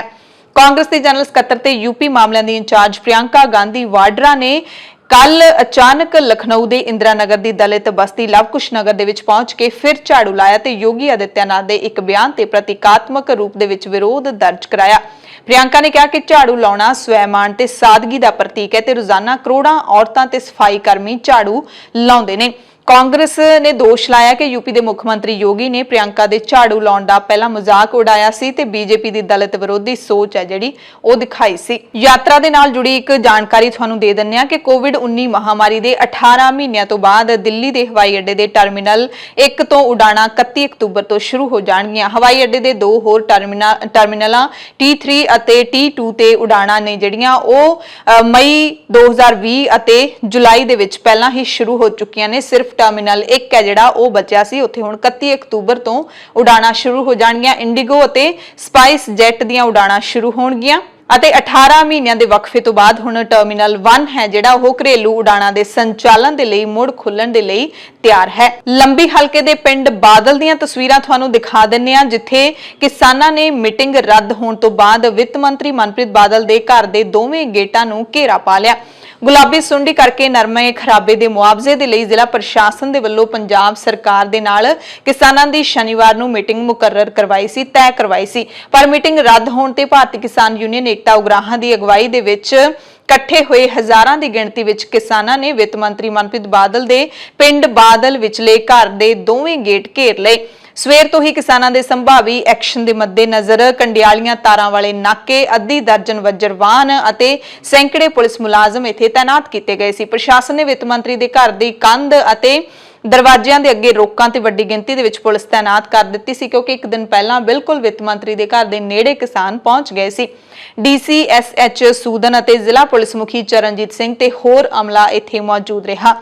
ਇਥੋਂ ਦੇ ਕਿਸਾਨ ਲੀਡਰ ਝੰਡਾ ਸਿੰਘ ਜੇਠੂਕੇ ਨੇ ਵਿੱਤ ਮੰਤਰੀ ਦੇ ਘਰ ਮੂਹਰੇ ਪੱਕੇ ਮੋਰਚੇ ਦਰਮਿਆਨ ਕਿਹਾ ਕਿ ਕਾਂਗਰਸ ਸਰਕਾਰ ਨੇ ਮੀਟਿੰਗ ਰੱਦ ਕਰਕੇ ਕਿਸਾਨਾਂ ਤੇ ਮਜ਼ਦੂਰਾਂ ਪ੍ਰਤੀ ਮਾਰੂ ਨੀਤੀ ਨੂੰ ਉਜਾਗਰ ਕੀਤਾ ਹੈ। ਇਸ ਮੌਕੇ ਸਟੇਜ ਤੋਂ ਬਾਕਾਇਦਾ ਕਿਸਾਨਾਂ ਨੇ ਐਲਾਨ ਕੀਤਾ ਕਿ ਵਿੱਤ ਮੰਤਰੀ ਦੇ ਘਰ ਦੇ ਦੋਵੇਂ ਬੂਹੇ ਨੇ ਜਿਹੜੇ ਉਹ ਘੇਰੇ ਜਾ ਚੁੱਕੇ ਨੇ। ਹੁਣ ਕੋਈ ਅੰਦਰੋਂ ਬਾਹਰ ਆਉਣ ਦੀ ਕੋਸ਼ਿਸ਼ ਨਾ ਕਰੇ ਤੇ ਬਾਹਰੋਂ ਅੰਦਰ ਜਾਣ ਦੀ ਕੋਸ਼ਿਸ਼ ਨਾ ਕਰੇ। ਡੀਸੀ ਨੇ ਕਿਸਾਨਾਂ ਨੂੰ ਪ੍ਰਿੰਸੀਪਲ ਸਕੱਤਰ ਦੇ ਨਾਲ ਚੰਡੀਗੜ੍ਹ ਦੇ ਵਿੱਚ ਸ਼ਨੀਵਾਰ ਨੂੰ ਸਵੇਰੇ 11 ਵਜੇ ਮੀਟਿੰਗ ਦਾ ਸਮਾਂ ਦਿਵਾਇਆ ਸੀ। ਬਾਅਦ ਵਿੱਚ ਇਸ ਮੀਟਿੰਗ ਨੂੰ ਪ੍ਰਸ਼ਾਸਨਿਕ ਕਾਰਨਾਂ ਕਰਕੇ ਰੱਦ ਹੋਈ ਕਹਿ ਦਿੱਤਾ ਗਿਆ। ਹੁਣ ਅੱਗੇ ਕਦੋਂ ਮੀਟਿੰਗ ਹੋਣੀ ਹੈ ਇਸ ਬਾਰੇ ਹਲੇ ਕੋਈ ਜਾਣਕਾਰੀ ਸਾਨੂੰ ਨਹੀਂ ਮਿਲ ਸਕੀ। ਸਿੱਖ ਕੌਮ ਦੇ 5 ਤਖਤਾਂ ਦੇ ਵਿੱਚੋਂ ਇੱਕ ਤਖਤ ਤਖਤ ਸ੍ਰੀ ਕੇਸਗੜ੍ਹ ਸਾਹਿਬ ਅਨੰਦਪੁਰ ਸਾਹਿਬ ਤੋਂ ਖਬਰ ਹੈ, ਜਿਸ ਨੂੰ ਖਾਲਸੇ ਦੀ ਧਰਤੀ ਕਿਹਾ ਜਾਂਦਾ ਹੈ। ਉੱਥੇ ਅਧਿਆਤਮਿਕ ਭਾਵਨਾਵਾਂ ਦੇ ਪ੍ਰਭਾਵ ਹੇਠ ਆ ਕੇ ਸ਼ਸਤਰ ਪ੍ਰਦਰਸ਼ਨ ਕਰਨ ਵਾਲੇ ਇੱਕ ਨਿਹੰਗ ਸਿੰਘ ਨੂੰ ਪੁਲਿਸ ਨੇ ਹਿਰਾਸਤ ਦੇ ਵਿੱਚ ਲੈ ਲਿਆ। ਕੁਲਦੀਪ ਸਿੰਘ ਇਹਨਾਂ ਦਾ ਨਾਮ ਹੈ, ਜਿਨ੍ਹਾਂ ਨੇ ਚਿਰਾਂ ਤੋਂ ਚੱਲੀ ਆ ਰਹੀ ਵਿਰਾਸਤ ਦਾ ਹਵਾਲਾ ਦਿੰਦਿਆਂ ਦਾਅਵਾ ਕੀਤਾ ਕਿ ਮੈਂ ਗੁਰੂ ਘਰ ਦੀਆਂ ਪਰੰਪਰਾਵਾਂ ਦੀ ਅਵਗਿਆ ਨਹੀਂ ਕੀਤੀ ਤੇ ਨਾ ਹੀ ਕਿਸੇ ਨੂੰ ਕੋਈ ਨੁਕਸਾਨ ਪਹੁੰਚਾਇਆ ਹੈ, ਬਲਕਿ ਗੁਰੂ ਨੂੰ ਸ਼ਸਤਰ ਦੇ ਨਾਲ ਸਲਾਮੀ ਦਿੱਤੀ ਹੈ। ਹਰਿਆਣਾ ਦੇ ਪਾਣੀਪਤ ਨਾਲ ਸੰਬੰਧਿਤ ਕੁਲਦੀਪ ਸਿੰਘ ਨੇ ਮੱਥਾ ਟੇਕਣ ਤੋਂ ਬਾਅਦ ਬਾਹਰ ਜਾ ਕੇ ਲਾਇਸੈਂਸੀ ਪਿਸਤੌਲ ਦੇ ਨਾਲ ਇੱਕ ਹਵਾਈ ਫਾਇਰ ਕੀਤਾ। ਉਸ ਤੋਂ ਬਾਅਦ ਉੱਥੇ ਮੌਜੂਦ ਸੰਗਤ ਦੇ ਵਿੱਚ ਅਫਰਾ ਤਫਰੀ ਦਾ ਮਾਹੌਲ ਜ਼ਰੂਰ ਪੈਦਾ ਹੋ ਗਿਆ ਸੀ ਤੇ ਐਸਜੀਪੀਸੀ ਦੇ ਮੁਲਾਜ਼ਮਾਂ ਨੇ ਤੁਰੰਤ ਨਿਹੰਗ ਸਿੰਘ ਨੂੰ ਫੜ ਕੇ ਪੁਲਿਸ ਦੇ ਹਵਾਲੇ ਕਰ ਦਿੱਤਾ। ਪਰ ਨਿਹੰਗ ਸਿੰਘ ਨੇ ਕਿਹਾ ਕਿ ਮੈਂ ਗੁਰੂ ਨੂੰ ਸਲਾਮੀ ਦੇਣ ਦੇ ਲਈ ਇਹ ਗੋਲੀ ਚਲਾਈ ਹੈ ਤੇ ਗੁਰੂ ਦੇ ਹੁਕਮ ਦੇ ਵਿੱਚ ਹੀ ਸਾਰਾ ਕੁਝ ਵਾਪਰਿਆ ਹੈ। ਪੁਲਿਸ ਨੇ ਨਿਹੰਗ ਸਿੰਘ ਨੂੰ ਗ੍ਰਿਫਤਾਰ ਕਰਕੇ ਧਾਰਾ 336, 25, 27, 54, 59 ਅਸਲਾ ਐਕਟ ਦੇ ਤਹਿਤ ਮੁਕੱਦਮਾ ਦਰਜ ਕਰ ਲਿਆ ਹੈ। ਕੁਲਦੀਪ ਸਿੰਘ ਪਾਣੀਪਤ ਹਰਿਆਣਾ ਦੇ ਰਹਿਣ ਵਾਲੇ ਨੇ। ਇਸ ਬਾਰੇ ਮੈਨੇਜਰ ਭਗਵੰਤ ਸਿੰਘ ਦੇ ਨਾਲ ਅਸੀਂ ਗੱਲ ਕੀਤੀ ਤਾਂ ਉਹਨਾਂ ਨੇ ਇਸ ਘਟਨਾ ਨੂੰ ਮੰਦਭਾਗੀ ਘਟਨਾ ਦੱਸਿਆ ਅਤੇ ਕਿਹਾ ਕਿ ਅਸੀਂ ਪੁਲਿਸ ਨੂੰ ਇਸ ਬਾਰੇ ਸ਼ਿਕਾਇਤ ਵੀ ਦਿੱਤੀ ਹੈ, ਕਿਉਂਕਿ ਗੁਰੂ ਘਰ ਦੇ ਅੰਦਰ ਜਿਹੜੀ ਫਾਇਰਿੰਗ ਹੈ ਉਸ ਨੂੰ ਗੈਰ ਕਾਨੂੰਨੀ ਮੰਨਿਆ ਹੈ ਪੁਲਿਸ ਨੇ। ਪੁਲਿਸ ਅੱਗੇ ਕਾਰਵਾਈ ਕਰੇਗੀ ਕਿ ਕੀ ਕਰਨਾ ਹੈ। ਹਾਲਾਂਕਿ ਨਿਹੰਗ ਸਿੰਘ ਨੂੰ ਇਸ ਦਾ ਕੋਈ ਅਫਸੋਸ ਨਹੀਂ ਸੀ। ਉਹਨਾਂ ਨੇ ਹਿਰਾਸਤ ਦੇ ਵਿੱਚ ਬਹਿ ਕੇ ਵੀ ਅਡੋਲਤਾ ਦਿਖਾਈ ਅਤੇ ਹੱਸਦੇ ਦਿਖਾਈ ਦਿੱਤੇ। ਚਿਹਰੇ ਤੇ ਕੋਈ ਵੀ ਡਰ ਭੈ ਦਾ ਜਿਹੜਾ ਕੋਈ ਵੀ ਲਕੀਰ ਹੈ ਉਹ ਨਹੀਂ ਦਿਖਾਈ ਦਿੱਤੀ। ਕਿਹਾ ਕਿ ਸਾਰਾ ਕੁਝ ਹੁਕਮ ਦੇ ਮੁਤਾਬਿਕ ਵਾਪਰਿਆ। ਉਹਨੇ ਲਿਖਤੀ ਤੌਰ ਤੇ ਦਿੱਤਾ ਜੀ ਉਹਨਾਂ ਨੂੰ, ਪੁਲਿਸ ਨੂੰ। ਅੱਛਾ, ਮੌਕੇ ਤੇ ਪੁਲਿਸ ਵੀ ਆ ਗਈ ਸੀ ਜਿਹੜੀ। ਅੱਛਾ ਅੱਛਾ, ਇਹਨਾਂ ਦੀ ਪੁਲਿਸ ਵੀ ਸੀਗੀ ਨਾ ਇੱਥੇ। ਠੀਕ ਹੈ। ਤੇ ਪੁਲਿਸ ਨੇ ਆਪਣੇ ਤੌਰ ਤੇ ਵੀ ਉਹਨਾਂ ਨੂੰ ਪਤਾ ਲੱਗਿਆ ਵੀ ਫਾਇਰਿੰਗ ਕੀਤੀ ਹੈ। ਉਹ ਕਹਿੰਦੇ ਕਾਨੂੰਨੀ ਮਤਲਬ ਕਿ ਕਾਨੂੰਨ ਦੇ ਉਲਟਾ ਫਾਇਰਿੰਗ ਕਰਨੀ। ਨਿਹੰਗ ਸਿੰਘ ਤਾਂ ਕਹਿੰਦਾ ਵੀ ਮੈਂ ਬਸ ਗੁਰੂ ਸਾਹਿਬ ਨੂੰ ਸਲਾਮੀ ਦੇਣੀ ਜੀ। ਠੀਕ ਹੈ। ਇੱਥੇ ਪੁਲਿਸ ਹਰ ਟਾਈਮ ਡਿਊਟੀ ਲੱਗੀ ਹੋਈ ਹੈ ਨਾ ਜੀ ਉਹਨਾਂ ਦੀ। ਉਹਨਾਂ ਨੂੰ ਤਾਂ ਨਾਲ ਹੀ ਚੌਕੀ ਹੈ ਜਿੱਥੇ ਪਾਣੀਪਤ ਦੇ ਨੇ ਜੀ। ਓਕੇ, ਕੁਲਦੀਪ ਸਿੰਘ ਨਾਮ ਹੈ ਨਾ? ਹਾਂਜੀ ਹਾਂਜੀ। ਨਹੀਂ, ਜੇ ਤੂੰ ਏਦਾਂ ਦੀ ਫਾਇਰਿੰਗ ਕਰਦਾ। ਹਾਂਜੀ, ਓਕੇ। ਹਾਂ, ਫਾਇਰਿੰਗ ਕਰਨਾ ਉਹ ਤਾਂ ਉਹਨਾਂ ਨੂੰ ਮਤਲਬ ਕਿ ਪੁਲਿਸ ਨੂੰ ਪਤਾ ਨਾ। ਪੁਲਿਸ ਵਾਲਿਆਂ ਨੇ ਕਿਹਾ ਵੀ ਜੇ ਕਿਸੇ ਨੇ ਕੋਈ ਫਾਇਰ ਕਰਦਾ ਗੈਰ ਕਾਨੂੰਨੀ ਆ। ਠੀਕ ਹੈ। ਪੰਜਾਬ ਹੀ ਨਹੀਂ, ਦਿੱਲੀ ਦੇ ਵਿੱਚ ਵੀ ਬਿਜਲੀ ਦਾ ਵੱਡਾ ਸੰਕਟ ਖੜਾ ਹੋ ਗਿਆ ਤੇ ਇਸ ਦਾ ਮੁੱਖ ਕਾਰਨ ਹੈ ਕੋਲੇ ਦੀ ਘਾਟ। ਪੰਜਾਬ ਦੇ ਵਿੱਚ ਬਿਜਲੀ ਸੰਕਟ ਜਿਹੜਾ ਪੈਦਾ ਹੋਇਆ ਉਸ ਦੇ ਤਹਿਤ ਹੁਣ ਤੱਕ ਕੁੱਲ 5 ਯੂਨਿਟ ਨੇ ਜਿਹੜੇ ਥਰਮਲਾਂ ਦੇ ਵਿਚਲੇ ਉਹ ਬੰਦ ਹੋ ਚੁੱਕੇ ਨੇ। ਜੇ ਹਾਲਾਤ ਨਾ ਸੁਧਰੇ ਤਾਂ ਆਉਂਦੇ ਦਿਨਾਂ ਦੇ ਵਿੱਚ ਹੋਰ ਯੂਨਿਟ ਬੰਦ ਹੋਣ ਦੀ ਵੀ ਸੰਭਾਵਨਾ ਹੈ। ਸੂਬੇ ਦੇ ਵਿੱਚ ਬਿਜਲੀ ਦੇ ਲੰਬੇ ਕੱਟ ਲੱਗਣੇ ਸ਼ੁਰੂ ਹੋ ਚੁੱਕੇ ਨੇ। ਮਾਨਸਾ ਜ਼ਿਲ੍ਹੇ ਦੇ ਪਿੰਡ ਬਣਾਵਾਲਾ ਦੇ ਵਿੱਚ ਉੱਤਰੀ ਭਾਰਤ ਦਾ ਜਿਹੜਾ ਸਭ ਤੋਂ ਵੱਡਾ ਥਰਮਲ ਪਾਵਰ ਪਲਾਂਟ ਲੱਗਿਆ ਹੋਇਆ ਹੈ। ਇਥੋਂ ਦੇ 2 ਯੂਨਿਟ ਬੰਦ ਹੋਣ ਦੀ ਖਬਰ ਮਿਲੀ ਹੈ। ਹਾਲਾਂਕਿ ਪਹਿਲਾਂ ਜਾਣਕਾਰੀ ਮਿਲੀ ਸੀ ਕਿ 1 ਯੂਨਿਟ ਚਾਲੂ ਹੋ ਚੁੱਕਿਆ, ਪਰ 1 ਯੂਨਿਟ ਹੈ ਜਿਹੜਾ ਉਹ 2 ਯੂਨਿਟ ਬੰਦ ਹੋਣ ਦੀ ਖਬਰ ਮਿਲੀ ਹੈ। ਪਰ ਬਣਾਵਾਲਾ ਥਰਮਲ ਪਾਵਰ ਪਲਾਂਟ ਦੇ ਨਾਲ ਲਹਿਰਾ ਮੁਹੱਬਤ ਦਾ 1 ਯੂਨਿਟ ਵੀ ਬੰਦ ਹੋ ਗਿਆ ਹੈ। ਬਣਾਵਾਲਾ ਥਰਮਲ ਪਾਵਰ ਪਲਾਂਟ ਦੇ 3 ਯੂਨਿਟ ਚੱਲਦੇ ਹੋਣ ਦੀ ਜਾਣਕਾਰੀ 1 ਦਿਨ ਪਹਿਲਾਂ ਹੀ ਮਿਲੀ ਸੀ ਤੇ ਦੂਸਰੇ ਦਿਨ 2 ਯੂਨਿਟ ਬੰਦ ਹੋਣ ਦੀ ਜਾਣਕਾਰੀ ਮਿਲ ਰਹੀ ਹੈ। ਤਾਪਕਰ ਦੇ ਪ੍ਰਬੰਧਕਾਂ ਦੇ ਮੁਤਾਬਿਕ ਯੂਨਿਟ ਨੰਬਰ 3 ਬੰਦ ਹੋ ਗਿਆ, ਜਿਸ ਦੇ ਬੰਦ ਹੋਣ ਦੀ ਜਾਂਚ ਚੱਲ ਰਹੀ ਹੈ। ਇੱਥੇ ਕੁੱਲ 3 ਯੂਨਿਟ ਹੈਗੇ ਨੇ ਤੇ ਕੁੱਲ ਸਮਰੱਥਾ ਜਿਹੜੀ ਪੂਰੇ ਪੰਜਾਬ ਦੇ ਵਿੱਚ ਸਭ ਤੋਂ ਵੱਧ ਹੈ 1980 ਮੈਗਾਵਾਟ। ਇਸ ਦੇ ਨਾਲ ਹੀ ਰੋਪੜ ਥਰਮਲ ਪਲਾਂਟ ਦੇ ਵੀ 2 ਯੂਨਿਟ ਬੰਦ ਹੋਣ ਦੀ ਜਾਣਕਾਰੀ ਮਿਲੀ ਹੈ। ਜੇ ਦਿੱਲੀ ਦੀ ਗੱਲ ਕਰ ਲਈਏ ਤਾਂ ਦਿੱਲੀ ਦੇ ਮੁੱਖ ਮੰਤਰੀ ਅਰਵਿੰਦ ਕੇਜਰੀਵਾਲ ਨੇ ਪ੍ਰਧਾਨ ਮੰਤਰੀ ਨਰਿੰਦਰ ਮੋਦੀ ਨੂੰ ਚਿੱਠੀ ਭੇਜੀ ਹੈ ਦਿੱਲੀ ਦੇ ਬਿਜਲੀ ਸੰਕਟ ਨੂੰ ਲੈ ਕੇ। ਕਿਹਾ ਕਿ ਰਾਜਧਾਨੀ ਦੇ ਵਿੱਚ ਬਿਜਲੀ ਸੰਕਟ ਹੋਰ ਡੂੰਘਾ ਹੋ ਸਕਦਾ ਹੈ। ਸਰਕਾਰ ਬਿਜਲੀ ਸੰਕਟ ਤੇ ਭਾਵੇਂ ਨਜ਼ਰ ਰੱਖ ਰਹੀ ਹੈ, ਪਰ ਫਿਰ ਵੀ ਦਿੱਲੀ ਦੇ ਵਿੱਚ ਬਿਜਲੀ ਪਲਾਂਟਾਂ ਨੂੰ ਲੋੜੀਂਦਾ ਕੋਲਾ ਅਤੇ ਗੈਸ ਸਪਲਾਈ ਹੈ ਜਿਹੜੀ ਉਹਦੇ ਵਿੱਚ ਪ੍ਰਧਾਨ ਮੰਤਰੀ ਨੂੰ ਦਖਲ ਦੇਣਾ ਚਾਹੀਦਾ ਹੈ ਤਾਂ ਕਿ ਜਿਹੜਾ ਡੂੰਘਾ ਹੋਊਗਾ ਬਿਜਲੀ ਦਾ ਸੰਕਟ ਉਸ ਤੋਂ ਬਚਿਆ ਜਾ ਸਕੇ। ਇਸ ਦੌਰਾਨ ਬਿਜਲੀ ਕੰਪਨੀਆਂ ਨੇ ਆਪਣੇ ਖਪਤਕਾਰਾਂ ਨੂੰ ਕਿਹਾ ਕਿ ਤਾਜ਼ਾ ਹਾਲਾਤਾਂ ਦੇ ਮੱਦੇਨਜ਼ਰ ਉਹ ਬਿਜਲੀ ਦੀ ਬੇਲੋੜੀ ਵਰਤੋਂ ਕਰਨ ਤੋਂ ਬਚਣ। ਤੇ ਬਿਜਲੀ ਦਾ ਜਿਹੜਾ ਸੰਕਟ ਹੈ ਸਿਰਫ ਪੰਜਾਬ ਤੇ ਦਿੱਲੀ ਵਿੱਚ ਹੀ ਨਹੀਂ ਬਲਕਿ ਵਿਦੇਸ਼ਾਂ ਤੋਂ ਵੀ ਇਹਦੀਆਂ ਖਬਰਾਂ ਮਿਲ ਰਹੀਆਂ ਨੇ। ਚਾਈਨਾ ਤੋਂ ਤਾਂ ਕਿੰਨੇ ਦਿਨਾਂ ਤੋਂ ਖਬਰਾਂ ਆ ਰਹੀਆਂ ਨੇ ਕਿ ਇੱਥੇ ਬਿਜਲੀ ਦਾ ਵੱਡਾ ਸੰਕਟ ਬਣਿਆ ਹੋਇਆ ਤੇ ਹੁਣ ਲਿਬਨਾਨ ਤੋਂ ਖਬਰ ਆਈ ਹੈ ਕਿ ਇੱਥੇ ਵੀ ਬਿਜਲੀ ਦੀ ਸਮੱਸਿਆ ਵੱਡੇ ਪੱਧਰ ਤੇ ਪੈਦਾ ਹੋ ਰਹੀ ਹੈ। ਇਸ ਵਕਤ ਜਿਹੜਾ ਬਿਜਲੀ ਉੱਥੇ ਲੋਕਾਂ ਨੂੰ ਨਹੀਂ ਮਿਲ ਰਹੀ, ਫਿਊਲ ਦੀ ਕਮੀ ਕਰਕੇ ਦੇਸ਼ ਦੇ 2 ਸਭ ਤੋਂ ਵੱਡੇ ਪਾਵਰ ਸਟੇਸ਼ਨ ਬੰਦ ਕਰਨੇ ਪੈ ਗਏ ਨੇ। ਬਿਜਲੀ ਦੀ ਸਮੱਸਿਆ ਜਿਹੜੀ ਲਿਬਨਾਨ ਦੇ ਵਿੱਚ ਅਗਲੇ ਕੁਝ ਦਿਨਾਂ ਤੱਕ ਜਾਰੀ ਰਹੇਗੀ, ਇਹ ਜਾਣਕਾਰੀ ਦਿੱਤੀ ਗਈ ਹੈ। ਸੋ ਕੋਲੇ ਦੀ ਘਾਟ ਹੈ ਜਿਹੜੀ ਉਹ ਪੰਜਾਬ ਅਤੇ ਦਿੱਲੀ ਦੇ ਵਿੱਚ ਪੈਦਾ ਹੋਈ ਹੈ, ਉਸ ਨੂੰ ਕਿਵੇਂ ਤੇ ਕੌਣ ਪੂਰਾ ਕਰੇਗਾ, ਸਰਕਾਰ ਇਹਦੇ ਲਈ ਕੀ ਕਰੇਗੀ, ਇਸ ਬਾਰੇ ਹੁਣ ਸਰਕਾਰਾਂ ਨੂੰ ਜ਼ਰੂਰ ਜਿਹੜਾ ਸੋਚਣਾ ਚਾਹੀਦਾ ਹੈ, ਕਿਉਂਕਿ ਲੋਕਾਂ ਨੂੰ ਬਿਜਲੀ ਚਾਹੀਦੀ ਹੈ। ਕਿਸਾਨ ਲੀਡਰਾਂ ਨੇ ਭਾਵੇਂ ਪੰਜਾਬ ਦੀਆਂ ਸਾਰੀਆਂ ਸਿਆਸੀ ਪਾਰਟੀਆਂ ਨੂੰ ਹਾਲੇ ਸਿਆਸੀ ਰੈਲੀਆਂ ਨਾ ਕਰਨ ਦੀ ਅਪੀਲ ਕੀਤੀ ਸੀ, ਪਰ ਸਾਰੀਆਂ ਸਿਆਸੀ ਪਾਰਟੀਆਂ ਦੇ ਵੱਲੋਂ ਜਿਹੜੇ ਚੋਣ ਸਮਾਗਮ ਨੇ, ਚੋਣ ਪ੍ਰੋਗਰਾਮ ਨੇ, ਚੋਣ ਰੈਲੀਆਂ ਨੇ, ਉਹ ਕੀਤੀਆਂ ਜਾ ਰਹੀਆਂ ਨੇ। ਜਲੰਧਰ ਦੇ ਵਿੱਚ ਸ਼੍ਰੋਮਣੀ ਅਕਾਲੀ ਦਲ ਨੇ ਰੈਲੀ ਕੀਤੀ। ਪ੍ਰਧਾਨ ਸੁਖਬੀਰ ਸਿੰਘ ਬਾਦਲ ਨੇ ਐਲਾਨ ਕੀਤਾ ਕਿ ਜੇ ਸੂਬੇ ਦੇ ਵਿੱਚ ਅਕਾਲੀ ਬਸਪਾ ਗੱਠਜੋੜ ਦੀ ਸਰਕਾਰ ਬਣੀ ਤਾਂ ਅਨੁਸੂਚਿਤ ਜਾਤੀ ਦੇ ਭਾਈਚਾਰੇ ਨਾਲ ਸੰਬੰਧਿਤ ਆਰਥਿਕ ਤੌਰ ਤੇ ਕਮਜ਼ੋਰ ਲੋਕਾਂ ਨੂੰ 5 ਲੱਖ ਘਰ ਮੁਹੱਈਆ ਕਰਵਾਵਾਂਗੇ। ਉਹਨਾਂ ਕਿਹਾ ਕਿ ਕਾਂਗਰਸ ਅਨੁਸੂਚਿਤ ਵਰਗ ਦੇ ਭਾਈਚਾਰੇ ਨੂੰ ਵੋਟ ਬੈਂਕ ਵਜੋਂ ਵਰਤ ਰਹੀ ਹੈ ਤੇ ਮਜਬੂਰੀ ਦੇ ਵਿੱਚ ਉਹਨਾਂ ਨੇ ਐਸਸੀ ਨੂੰ ਮੁੱਖ ਮੰਤਰੀ ਬਣਾ ਦਿੱਤਾ ਹੈ। ਬਹੁਜਨ ਸਮਾਜ ਪਾਰਟੀ ਦੇ ਪ੍ਰਧਾਨ ਜਸਵੀਰ ਸਿੰਘ ਗੜੀ ਨੇ ਕਿਹਾ ਕਿ ਕਾਂਗਰਸ ਮੁਖੀ ਨੇ ਜਨਤਕ ਤੌਰ ਤੇ ਐਸਸੀ ਮੁੱਖ ਮੰਤਰੀ ਦਾ ਅਪਮਾਨ ਕੀਤਾ ਹੈ, ਯਾਨੀ ਕਿ ਸਿੱਧੂ ਨੇ ਚੰਨੀ ਦਾ ਅਪਮਾਨ ਕੀਤਾ, ਜੋ ਕਿ ਨਿੰਦਣਯੋਗ ਹੈ। ਬਹੁਜਨ ਸਮਾਜ ਪਾਰਟੀ ਕਾਂਗਰਸ ਦੇ ਇਸ ਅਪਮਾਨ ਦਾ ਸਹੀ ਜਵਾਬ ਦੇਵੇਗੀ। ਉਹਨਾਂ ਕਿਹਾ ਕਿ ਹਾਲਾਤ ਅਜਿਹੇ ਬਣ ਜਾਣਗੇ ਕਿ ਕਾਂਗਰਸ ਦੀਆਂ ਚੀਕਾਂ ਇਟਲੀ ਵਿੱਚ ਵੀ ਸੁਣਾਈ ਦੇਣਗੀਆਂ, ਯਾਨੀ ਕਿ ਗਾਂਧੀ ਪਰਿਵਾਰ ਤੇ ਨਿਸ਼ਾਨਾ ਜਿਹੜਾ ਉਹ ਸਾਧਿਆ। ਸੱਚਖੰਡ ਸ੍ਰੀ ਦਰਬਾਰ ਸਾਹਿਬ ਵਿਖੇ 1984 ਦੇ ਵਿੱਚ ਮੌਕੇ ਦੀ ਹਕੂਮਤ ਦੇ ਵੱਲੋਂ ਕਾਂਗਰਸ ਸਰਕਾਰ ਦੇ ਵੱਲੋਂ ਜਿਹੜਾ ਫੌਜੀ ਹਮਲਾ ਕਰਵਾਇਆ ਸੀ, ਉਸ ਦੀ ਅਗਵਾਈ ਕਰਨ ਵਾਲੇ ਜਨਰਲ ਵੈਦਿਆ ਨੂੰ ਮੌਤ ਦੇ ਘਾਟ ਉਤਾਰਨ ਵਾਲੇ ਭਾਈ ਹਰਜਿੰਦਰ ਸਿੰਘ ਜਿੰਦਾ ਅਤੇ ਸੁਖਦੇਵ ਸਿੰਘ ਸੁੱਖਾ ਦੀ ਸਾਲਾਨਾ ਬਰਸੀ ਮਨਾਈ ਗਈ। ਗੁਰਦੁਆਰਾ ਝੰਡਾ ਬੁੰਗਾ ਸਾਹਿਬ ਵਿਖੇ ਬਰਸੀ ਸਮਾਗਮ ਨੇ ਜਿਹੜੇ ਉਹ ਕਰਵਾਏ ਗਏ। ਇਸ ਮੌਕੇ ਸ਼੍ਰੀ ਅਖੰਡ ਪਾਠ ਸਾਹਿਬ ਦੇ ਭੋਗ ਪਾਏ ਗਏ। ਹਜ਼ੂਰੀ ਰਾਗੀ ਭਾਈ ਕੁਲਦੀਪ ਸਿੰਘ ਨੇ ਗੁਰਬਾਣੀ ਦਾ ਕੀਰਤਨ ਗਾਇਨ ਕੀਤਾ। ਅਰਦਾਸ ਭਾਈ ਗੁਰਚਰਨ ਸਿੰਘ ਨੇ ਕੀਤੀ ਅਤੇ ਪਾਵਨ ਹੁਕਮਨਾਮਾ ਸੱਚਖੰਡ ਸ੍ਰੀ ਹਰਮੰਦਰ ਸਾਹਿਬ ਦੇ ਗ੍ਰੰਥੀ ਗਿਆਨੀ ਗੁਰਮਿੰਦਰ ਸਿੰਘ ਨੇ ਸੁਣਾਇਆ। ਇਸ ਮੌਕੇ ਸ਼ਹੀਦਾਂ ਦੇ ਪਰਿਵਾਰਕ ਮੈਂਬਰਾਂ ਦੇ ਵਿੱਚੋਂ ਨਿਰਭੈਲ ਸਿੰਘ, ਭੁਪਿੰਦਰ ਸਿੰਘ, ਬੀਬੀ ਕੁਲਵੰਤ ਸਿੰਘ, ਮਨਦੀਪ ਸਿੰਘ ਤੇ ਨਿਰਮਲ ਸਿੰਘ ਹਾਜ਼ਰ ਸਨ, ਜਿਨ੍ਹਾਂ ਨੂੰ ਐਸਜੀਪੀਸੀ ਨੇ ਸਿਰੋਪਾਓ ਦੇ ਕੇ ਸਨਮਾਨਿਤ ਕੀਤਾ। ਸੁੱਖਾ ਜਿੰਦਾ ਨੂੰ ਯਾਦ ਕਰਦਿਆਂ ਸੋਸ਼ਲ ਮੀਡੀਆ ਦੇ ਉੱਤੇ ਸਿੱਖ ਨੌਜਵਾਨਾਂ ਦੇ ਵੱਲੋਂ, ਸਿੱਖਾਂ ਦੇ ਵੱਲੋਂ ਉਹਨਾਂ ਨੂੰ ਯਾਦ ਕਰਦਿਆਂ ਸ਼ਰਧਾਂਜਲੀਆਂ ਦਿੱਤੀਆਂ ਗਈਆਂ ਤੇ ਸ਼ਹੀਦੀ ਦੀ ਯਾਦ ਦੇ ਵਿੱਚ ਸ਼ਬਦ ਨੇ ਜਿਹੜੇ ਉਹ ਲਿਖੇ ਗਏ। ਇੱਕ ਜਣੇ ਨੇ ਲਿਖਿਆ ਕਿ ਤਰਕ ਨਹੀਂ ਮੰਨਦਾ, ਤੱਤੀ ਤਵੀ ਤੇ ਬਹਿ ਕੇ ਅਡੋਲ ਰਿਹਾ ਜਾ ਸਕਦਾ ਹੈ। ਤਰਕ ਮੰਨ ਹੀ ਨਹੀਂ ਸਕਦਾ ਕਿ ਮਸਤੇ ਹਾਥੀ ਦੇ ਮੱਥੇ ਨੂੰ ਗੁਰੂ ਦੀ ਥਾਪੀ ਦਾ ਸਿਦਕ ਨਾਗਣੀ ਦੇ ਨਾਲ ਪਾੜ ਸਕਦਾ ਹੈ। ਤਰਕ ਨਹੀਂ ਮੰਨਦਾ ਕਿ 1.25 ਲੱਖ ਤੇ ਕੱਲਾ ਸਿੰਘ ਵੀ ਜਾ ਕੇ ਚੜ ਸਕਦਾ ਹੈ। ਤਰਕ ਨਹੀਂ ਮੰਨਦਾ ਕਿ ਕੋਈ ਆਪ ਵੀ ਬੰਦ ਕੱਟਣ ਨੂੰ ਕਹਿ ਸਕਦਾ ਹੈ ਤੇ ਕਟਵਾ ਵੀ ਸਕਦਾ ਹੈ। ਤਰਕ ਕਦੋਂ ਮੰਨਦਾ ਹੈ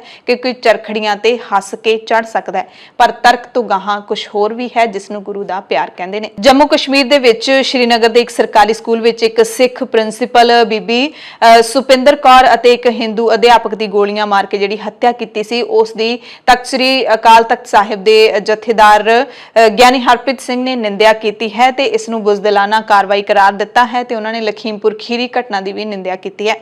ਪੰਜਾਬ ਦੇ ਨਾਲ ਸੰਬੰਧਿਤ ਇੱਕ ਪੰਜਾਬੀ ਅਖਬਾਰ ਦੇ ਸੰਪਾਦਕ ਦੇ ਖਿਲਾਫ ਹਿੰਦੂ ਧਰਮ ਦੀਆਂ ਭਾਵਨਾਵਾਂ ਨੂੰ ਠੇਸ ਪਹੁੰਚਾਉਣ ਦੇ ਸੰਬੰਧੀ ਥਾਣਾ ਸਿਟੀ ਜਗਰਾਉਂ ਦੇ ਵਿੱਚ ਮੁਕੱਦਮਾ ਦਰਜ ਕੀਤਾ ਗਿਆ ਹੈ। ਹਿੰਦੂ ਜਥੇਬੰਦੀਆਂ ਨੇ ਸਥਾਨਕ ਝਾਂਸੀ ਰਾਣੀ ਚੌਕ ਦੇ ਵਿੱਚ ਧਰਨਾ ਪ੍ਰਦਰਸ਼ਨ ਕੀਤਾ ਅਤੇ ਭਾਈ ਜਸਪਾਲ ਸਿੰਘ ਹੇਰਾਂ, ਜਿਹੜੇ ਕਿ ਉਕਤ ਅਖਬਾਰ ਦੇ ਸੰਪਾਦਕ ਨੇ, ਉਹਨਾਂ ਦਾ ਪੁਤਲਾ ਵੀ ਫੂਕਿਆ ਗਿਆ। ਹਿੰਦੂ ਏਕਤਾ ਮੰਚ ਦੇ ਜਨਰਲ ਸਕੱਤਰ ਅਮਿਤ ਸ਼ਰਮਾ ਨੇ ਐਸਐਸਪੀ ਜਗਰਾਉਂ ਨੂੰ ਸ਼ਿਕਾਇਤ ਦਿੱਤੀ ਕਿ ਪੰਜਾਬੀ ਅਖਬਾਰ ਦੇ ਐਡੀਟਰ ਜਸਪਾਲ ਸਿੰਘ ਹੇਰਾਂ ਨੇ 7 ਅਕਤੂਬਰ ਨੂੰ ਇੱਕ ਖਬਰ ਪ੍ਰਕਾਸ਼ਿਤ ਕੀਤੀ ਕਿ ਸ਼੍ਰੋਮਣੀ ਅਕਾਲੀ ਦਲ ਦੇ ਪ੍ਰਧਾਨ ਸੁਖਬੀਰ ਸਿੰਘ ਬਾਦਲ ਮਾਤਾ ਚਿੰਤਪੁਰਨੀ ਮੱਥਾ ਟੇਕਣ ਗਏ, ਪਰ ਇਸ ਖਬਰ ਦੇ ਵਿੱਚ ਮਾਤਾ ਚਿੰਤਪੁਰਨੀ ਨੂੰ ਬੇਗਾਨੀ ਮਾਂ ਲਿਖਿਆ ਗਿਆ, ਜਿਸ ਨਾਲ ਹਿੰਦੂ ਭਾਈਚਾਰੇ ਦੀਆਂ ਭਾਵਨਾਵਾਂ ਨੂੰ ਠੇਸ ਪਹੁੰਚੀ ਹੈ। ਪੰਜਾਬ ਦੀਆਂ ਸਰਕਾਰੀ ਬੱਸਾਂ ਦੀ ਗੱਲ ਕਰ ਲਈਏ ਤਾਂ ਹੁਣ ਸਾਬਕਾ ਮੁੱਖ ਮੰਤਰੀ ਕੈਪਟਨ ਅਮਰਿੰਦਰ ਸਿੰਘ ਦੀਆਂ ਤਸਵੀਰਾਂ ਦੀ ਥਾਂ ਉੱਤੇ ਚੰਨੀ ਦੀਆਂ ਤਸਵੀਰਾਂ ਦਿਖਣ ਲੱਗੀਆਂ ਨੇ, ਯਾਨੀ ਕਿ ਮੌਜੂਦਾ ਮੁੱਖ ਮੰਤਰੀ ਚਰਨਜੀਤ ਸਿੰਘ ਚੰਨੀ ਦੀਆਂ ਤਸਵੀਰਾਂ ਲਾ ਦਿੱਤੀਆਂ ਗਈਆਂ ਨੇ। ਮੁੱਖ ਮੰਤਰੀ ਚਰਨਜੀਤ ਸਿੰਘ ਚੰਨੀ ਦੀਆਂ ਤਸਵੀਰਾਂ ਦੇ ਨਾਲ ਸਰਕਾਰ ਦੀਆਂ ਉਪਲਬਧੀਆਂ ਵੀ ਦਿਖਾਈਆਂ ਜਾਣ ਲੱਗੀਆਂ ਨੇ। ਜੇ ਤੁਸੀਂ ਰੇਡੀਓ ਸੁਣ ਲਓਗੇ ਜਾਂ ਤੁਸੀਂ ਫਿਰ ਪੰਜਾਬੀ ਚੈਨਲ ਨੇ ਜਿਹੜੇ ਉਹ ਦੇਖ ਲਓਗੇ, ਖਬਰਾਂ ਦੇ ਥਾਂ ਦੇ ਉੱਤੇ ਹੁਣ ਮੁੱਖ ਮੰਤਰੀ ਚੰਨੀ ਦੀ ਅਗਵਾਈ ਦੇ ਵਿੱਚ ਜੋ ਫੈਸਲੇ ਲਏ ਗਏ ਨੇ, ਉਹਨਾਂ ਦਾ ਹੀ ਜ਼ਿਕਰ ਹੈ ਜਿਹੜਾ ਉਹ ਕੀਤਾ ਜਾ ਰਿਹਾ ਹੈ। ਤੇ ਬੱਸਾਂ ਦੇ ਪਿਛਲੇ ਪਾਸੇ ਜਿਹੜੇ ਫਲੈਕਸ ਲਾਏ ਜਾ ਰਹੇ ਨੇ, ਉਹਨਾਂ ਦੇ ਵਿੱਚ ਮੁੱਖ ਮੰਤਰੀ ਚੰਨੀ ਨੂੰ ਕਿਸਾਨਾਂ, ਮਜ਼ਦੂਰਾਂ ਦਾ ਹਮਦਰਦ ਅਤੇ ਸੂਬੇ ਦੇ ਲੋਕਾਂ ਦੇ ਮਸਲਿਆਂ ਨੂੰ ਹੱਲ ਕਰਨ ਵਾਲਾ ਇੱਕ ਆਮ ਲੋਕਾਂ ਦਾ ਮੁੱਖ ਮੰਤਰੀ ਦਰਸਾਉਣ ਦੀਆਂ ਕੋਸ਼ਿਸ਼ਾਂ ਨੇ ਜਿਹੜੀਆਂ ਉਹ ਕੀਤੀਆਂ ਜਾ ਰਹੀਆਂ ਨੇ। ਹੁਣ ਤੱਕ ਤਕਰੀਬਨ ਸਾਰੀਆਂ ਬੱਸਾਂ ਦੇ ਉੱਤੇ ਮੁੱਖ ਮੰਤਰੀ ਚੰਨੀ ਦੀਆਂ ਤਸਵੀਰਾਂ ਵਾਲੇ ਫਲੈਕਸ ਚਿਪਕਾ ਦਿੱਤੇ ਗਏ ਨੇ। ਸ਼ਨੀਵਾਰ ਨੂੰ ਪੰਜਾਬ ਦੇ ਵਿੱਚ BSNL ਨੇ ਕਾਫੀ ਦੇਰ ਤੱਕ ਕੰਮ ਨਹੀਂ ਕੀਤਾ, ਜਿਸ ਨਾਲ ਲੋਕਾਂ ਨੂੰ ਬੜੀ ਦਿੱਕਤ ਦਾ ਸਾਹਮਣਾ ਕਰਨਾ ਪਿਆ। ਕਈਆਂ ਦੇ ਸੁਨੇਹੇ ਸਮੇਂ ਸਿਰ ਨਹੀਂ ਪਹੁੰਚ ਸਕੇ। NRI ਕਾਫੀ ਪਰੇਸ਼ਾਨ ਹੋਏ ਕਿਉਂਕਿ ਬਹੁਤ ਲੋਕਾਂ ਨੇ ਆਪਣੀ ਗੱਲ ਕਹਿਣ ਸੁਣਨ ਦਾ ਸਮਾਂ ਜਿਹੜਾ ਉਹ ਰੱਖਿਆ ਹੁੰਦਾ ਜੋ ਪੂਰਾ ਨਹੀਂ ਹੋਇਆ। ਪਤਾ ਲੱਗਿਆ ਕਿ ਕੋਈ ਟੈਕਨੀਕਲ ਕੋਈ ਤਕਨੀਕੀ ਖਰਾਬੀ ਦੇ ਕਾਰਨ ਰੁਕਾਵਟ ਆਈ ਸੇਵਾ ਦੇ ਵਿੱਚ। ਹਰਿਆਣਾ ਦੇ ਵਿੱਚ ਵੀ ਅਜਿਹੀ ਰੁਕਾਵਟ ਆਈ ਪਰ ਸ਼ਾਮ ਤੱਕ ਉਸ ਨੂੰ ਦੂਰ ਕਰ ਲਿਆ ਗਿਆ ਸੀ। ਕਸ਼ਮੀਰ ਦੇ ਵਿੱਚ ਪੰਡਤਾਂ ਅਤੇ ਸਿੱਖਾਂ ਦੇ ਹੋ ਰਹੇ ਕਤਲਾਂ ਤੋਂ ਬਾਅਦ ਹਰ ਪਾਸੇ ਡਰ ਅਤੇ ਸਹਿਮ ਦਾ ਮਾਹੌਲ ਬਣਿਆ ਹੋਇਆ। ਕਈ ਪਰਿਵਾਰਾਂ ਨੇ ਪ੍ਰਵਾਸ ਕਰਨਾ ਵੀ ਸ਼ੁਰੂ ਕਰ ਦਿੱਤਾ ਹੈ। ਇਹਨਾਂ ਦੋਵੇਂ ਭਾਈਚਾਰਿਆਂ ਦੇ ਵਿੱਚ ਡਰ ਹੈ ਕਿ 7 ਨਾਗਰਿਕ ਜਿਨ੍ਹਾਂ ਦੇ ਵਿੱਚ 4 ਗੈਰ ਮੁਸਲਿਮ ਵੀ ਨੇ ਉਹਨਾਂ ਦੇ ਮਾਰੇ ਜਾਣ ਤੋਂ ਬਾਅਦ ਇੱਥੇ 1990 ਦੇ ਦਹਾਕੇ ਵਰਗੇ ਹਾਲਾਤ ਮੁੜ ਪੈਦਾ ਹੋ ਸਕਦੇ ਨੇ, ਜਦੋਂ ਇੱਥੇ 2 ਵੱਖ-ਵੱਖ ਘਟਨਾਵਾਂ ਦੇ ਵਿੱਚ ਹਿੰਦੂ ਤੇ ਸਿੱਖ ਭਾਈਚਾਰੇ ਦੇ 50 ਜਣਿਆਂ ਦਾ ਕਤਲੇਆਮ ਕੀਤਾ ਗਿਆ ਸੀ। ਉਸ ਦੌਰਾਨ ਹਜ਼ਾਰਾਂ ਕਸ਼ਮੀਰੀ ਬੋਲਣ ਵਾਲੇ ਜਿਹੜੇ ਹਿੰਦੂ ਜਿਨ੍ਹਾਂ ਨੂੰ ਇੱਥੇ ਪੰਡਿਤ ਕਿਹਾ ਜਾਂਦਾ ਸੀ ਇੱਥੋਂ ਜਾ ਕੇ ਗੁਆਂਢੀ ਸੂਬਿਆਂ ਦੇ ਵਿੱਚ ਵਸ ਗਏ ਸੀ। ਉਸ ਦੌਰਾਨ ਜਦੋਂ ਘਾਟੀ ਦੇ ਵਿੱਚ ਹਥਿਆਰਬੰਦ ਸੰਘਰਸ਼ ਦੀ ਸ਼ੁਰੂਆਤ ਹੋ ਰਹੀ ਸੀ ਤਾਂ 800 ਦੇ ਕਰੀਬ ਪੰਡਿਤ ਪਰਿਵਾਰ ਘਾਟੀ ਦੇ ਵਿੱਚ ਰਹਿ ਗਏ ਸੀ, ਛੱਡ ਕੇ ਨਹੀਂ ਗਏ। ਇਥੋਂ ਦੇ ਲੋਕ ਕਹਿੰਦੇ ਨੇ ਕਿ ਪਿਛਲੇ ਦਿਨੀ ਜੋ ਬਿੰਦਰੂ ਦਾ ਕਤਲ ਹੋਇਆ ਹੈ ਉਸਨੇ ਕਸ਼ਮੀਰੀ ਪੰਡਤਾਂ ਨੂੰ ਨੰਦੀ ਮਾਰਗ ਕਤਲੇਆਮ ਦੀ ਯਾਦ ਦਿਵਾ ਦਿੱਤੀ ਹੈ ਤੇ ਸਿੱਖ ਭਾਈਚਾਰੇ ਦੇ ਲੋਕ ਯਾਦ ਕਰਦੇ ਨੇ। ਮਾਰਚ 2001 ਵਿੱਚ ਅਨੰਤਨਾਗ ਦੇ ਚਿੱਟੀ ਸਿੰਘਪੁਰਾ ਦੇ ਵਿੱਚ 30 ਸਿੱਖਾਂ ਨੂੰ ਪਿੰਡ ਦੇ ਵਿੱਚ ਸ਼ਰੇਆਮ ਖੜਾ ਕੇ ਜਦੋਂ ਗੋਲੀਆਂ ਮਾਰ ਦਿੱਤੀਆਂ ਗਈਆਂ ਸੀ। ਵੱਡਾ ਕਤਲੇਆਮ ਹੈ ਜਿਹੜਾ ਉਹ ਮਚਾਇਆ ਗਿਆ ਸੀ। ਸ਼੍ਰੀਨਗਰ ਦੇ ਇੱਕ ਸਰਕਾਰੀ ਸਕੂਲ ਦੀ ਪ੍ਰਿੰਸੀਪਲ ਸੁਪਿੰਦਰ ਕੌਰ ਦੇ ਅੰਤਿਮ ਸੰਸਕਾਰ ਦੇ ਵਿੱਚ ਸ਼ਾਮਿਲ ਹਜ਼ਾਰਾਂ ਲੋਕਾਂ ਨੇ ਉਹਨਾਂ ਦੀ ਮ੍ਰਿਤਕ ਦੇਹ ਨੂੰ ਭਵਨ ਦੇ ਸਾਹਮਣੇ ਰੱਖ ਕੇ ਰੋਸ ਮੁਜ਼ਾਹਰਾ ਵੀ ਕੀਤਾ ਸੀ। ਸਿੱਖ ਲੀਡਰ ਜਗਮੋਹਨ ਸਿੰਘ ਨੇ ਸਿੱਖ ਕਰਮਚਾਰੀਆਂ ਨੂੰ ਅਪੀਲ ਕੀਤੀ ਹੈ ਕਿ ਜਦੋਂ ਤੱਕ ਸਰਕਾਰ ਸੁਰੱਖਿਆ ਦਾ ਬੰਦੋਬਸਤ ਨਹੀਂ ਕਰਦੀ ਕੰਮ ਦਾ ਬਾਈਕਾਟ ਕੀਤਾ ਜਾਵੇ। ਕਰੂਜ਼ ਰੇ ਪਾਰਟੀ ਦੇ ਨਾਲ ਜੁੜੀ ਹੋਈ ਖਬਰ ਹੈ। ਨਾਰਕੋਟਿਕਸ ਕੰਟਰੋਲ ਬਿਊਰੋ ਨੇ ਕਰੂਜ਼ ਵਿੱਚੋਂ ਨਸ਼ੀਲੇ ਪਦਾਰਥ ਜ਼ਬਤ ਕਰਨ ਦੇ ਸੰਬੰਧ ਵਿੱਚ ਫਿਲਮ ਨਿਰਮਾਤਾ ਇਮਤਿਆਜ਼ ਖੱਤਰੀ ਦੇ ਘਰ ਅਤੇ ਦਫ਼ਤਰ ਤੇ ਹੁਣ ਛਾਪੇ ਮਾਰੇ ਨੇ। ਸੂਤਰਾਂ ਨੇ ਦੱਸਿਆ ਕਿ ਐਨਸੀਬੀ ਦੀ ਮੁੰਬਈ ਡਿਵੀਜ਼ਨ ਇਕਾਈ ਨੇ ਸਵੇਰੇ ਬਾਂਦਰਾ ਦੇ ਵਿੱਚ ਖੱਤਰੀ ਦੇ ਘਰ ਅਤੇ ਦਫ਼ਤਰ ਦੀ ਤਲਾਸ਼ੀ ਲਈ। ਨਸ਼ੀਲੇ ਪਦਾਰਥਾਂ ਦੀ ਬਰਾਮਦਗੀ ਦੇ ਮਾਮਲੇ ਦੇ ਵਿੱਚ ਪਹਿਲਾਂ ਗ੍ਰਿਫਤਾਰ ਕੀਤੇ ਗਏ ਮੁਲਜ਼ਮਾਂ ਤੋਂ ਪੁੱਛ ਪੜਤਾਲ ਦੌਰਾਨ ਇਮਤਿਆਜ਼ ਦਾ ਨਾਮ ਸਾਹਮਣੇ ਆਇਆ ਤੇ ਪੁੱਤ ਦੀ ਕਰਤੂਤ ਦਾ ਪਿਓ ਤੇ ਵੀ ਅਸਰ ਦਿਖਣ ਲੱਗਿਆ। ਇਸੇ ਕਰਕੇ ਇੱਕ ਕੰਪਨੀ ਨੇ ਸ਼ਾਹਰੁਖ ਖਾਨ ਦੇ ਇਸ਼ਤਿਹਾਰਾਂ ਨੂੰ ਰੋਕ ਦਿੱਤਾ ਹੈ। ਆਈਪੀਓ ਦੇ ਨਾਲ ਜੁੜੀ ਐਡਟੈਕ ਕੰਪਨੀ ਬਾਇਜੂਜ਼ ਨੇ ਆਪਣੇ ਬ੍ਰਾਂਡ ਐਂਬੈਸਡਰ ਅਤੇ ਬਾਲੀਵੁੱਡ ਸੁਪਰਸਟਾਰ ਸ਼ਾਹਰੁਖ ਖਾਨ ਦੇ ਇਸ਼ਤਿਹਾਰਾਂ ਨੂੰ ਅਸਥਾਈ ਤੌਰ ਤੇ ਰੋਕ ਦਿੱਤਾ ਹੈ ਕਿਉਂਕਿ ਸ਼ਾਹਰੁਖ ਖਾਨ ਦਾ ਪੁੱਤ ਨਸ਼ਿਆਂ ਦੇ ਮਾਮਲੇ ਵਿੱਚ ਜੇਲ੍ਹ ਵਿੱਚ ਬੰਦ ਹੈ। ਬਹੁਜਨ ਸਮਾਜ ਪਾਰਟੀ ਦੀ ਸੁਪਰੀਮੋ ਮਾਇਆਵਤੀ ਨੇ ਕਿਹਾ ਕਿ ਚੋਣਾਂ ਤੋਂ 6 ਮਹੀਨੇ ਪਹਿਲਾਂ ਮੀਡੀਆ ਅਤੇ ਹੋਰ ਏਜੰਸੀਆਂ ਦੇ ਸਰਵੇਖਣਾਂ ਤੇ ਪਾਬੰਦੀ ਲਾਉਣ ਦੇ ਲਈ ਚੋਣ ਕਮਿਸ਼ਨ ਦੇ ਕੋਲੋਂ ਅਸੀਂ ਮੰਗ ਕਰਾਂਗੇ ਤਾਂ ਜੋ ਇਹਨਾਂ ਚੋਣ ਸਰਵੇਖਣਾਂ ਦਾ ਚੋਣਾਂ ਤੇ ਕੋਈ ਅਸਰ ਨਾ ਪਵੇ। ਭਾਰਤ ਦੇ ਥਲ ਸੈਨਾ ਮੁਖੀ ਜਨਰਲ ਐਮ ਨਰਵਾਣੇ ਨੇ ਕਿਹਾ ਕਿ ਪੂਰਬੀ ਲੱਦਾਖ ਖੇਤਰ ਦੇ ਵਿੱਚ ਚੀਨ ਵੱਲੋਂ ਫੌਜੀ ਉਸਾਰੀਆਂ ਦੇ ਬੁਨਿਆਦੀ ਢਾਂਚੇ ਦਾ ਵੱਡੇ ਪੱਧਰ ਤੇ ਵਿਕਾਸ ਚਿੰਤਾ ਦੀ ਗੱਲ ਹੈ। ਚੀਨ ਪੀਐਲਏ ਫੌਜ ਦੀਆਂ ਸਰਗਰਮੀਆਂ ਤੇ ਭਾਰਤ ਦੇ ਵੱਲੋਂ ਨਜ਼ਰ ਰੱਖੀ ਜਾ ਰਹੀ ਹੈ। ਉਹਨਾਂ ਕਿਹਾ ਕਿ ਜੇ ਚੀਨੀ ਫੌਜ ਇਸ ਵਾਰੀ ਲਗਾਤਾਰ ਦੂਜੀਆਂ ਸਰਦੀਆਂ ਦੌਰਾਨ ਤੈਨਾਤੀ ਨੂੰ ਬਰਕਰਾਰ ਰੱਖਦੀ ਹੈ ਤਾਂ ਇਹ ਐਲਓਸੀ ਵਰਗੀ ਸਥਿਤੀ ਬਣ ਸਕਦੀ ਹੈ। ਭਾਰਤੀ ਫੌਜ ਉੱਥੇ ਬਰਕਰਾਰ ਰਹੇਗੀ।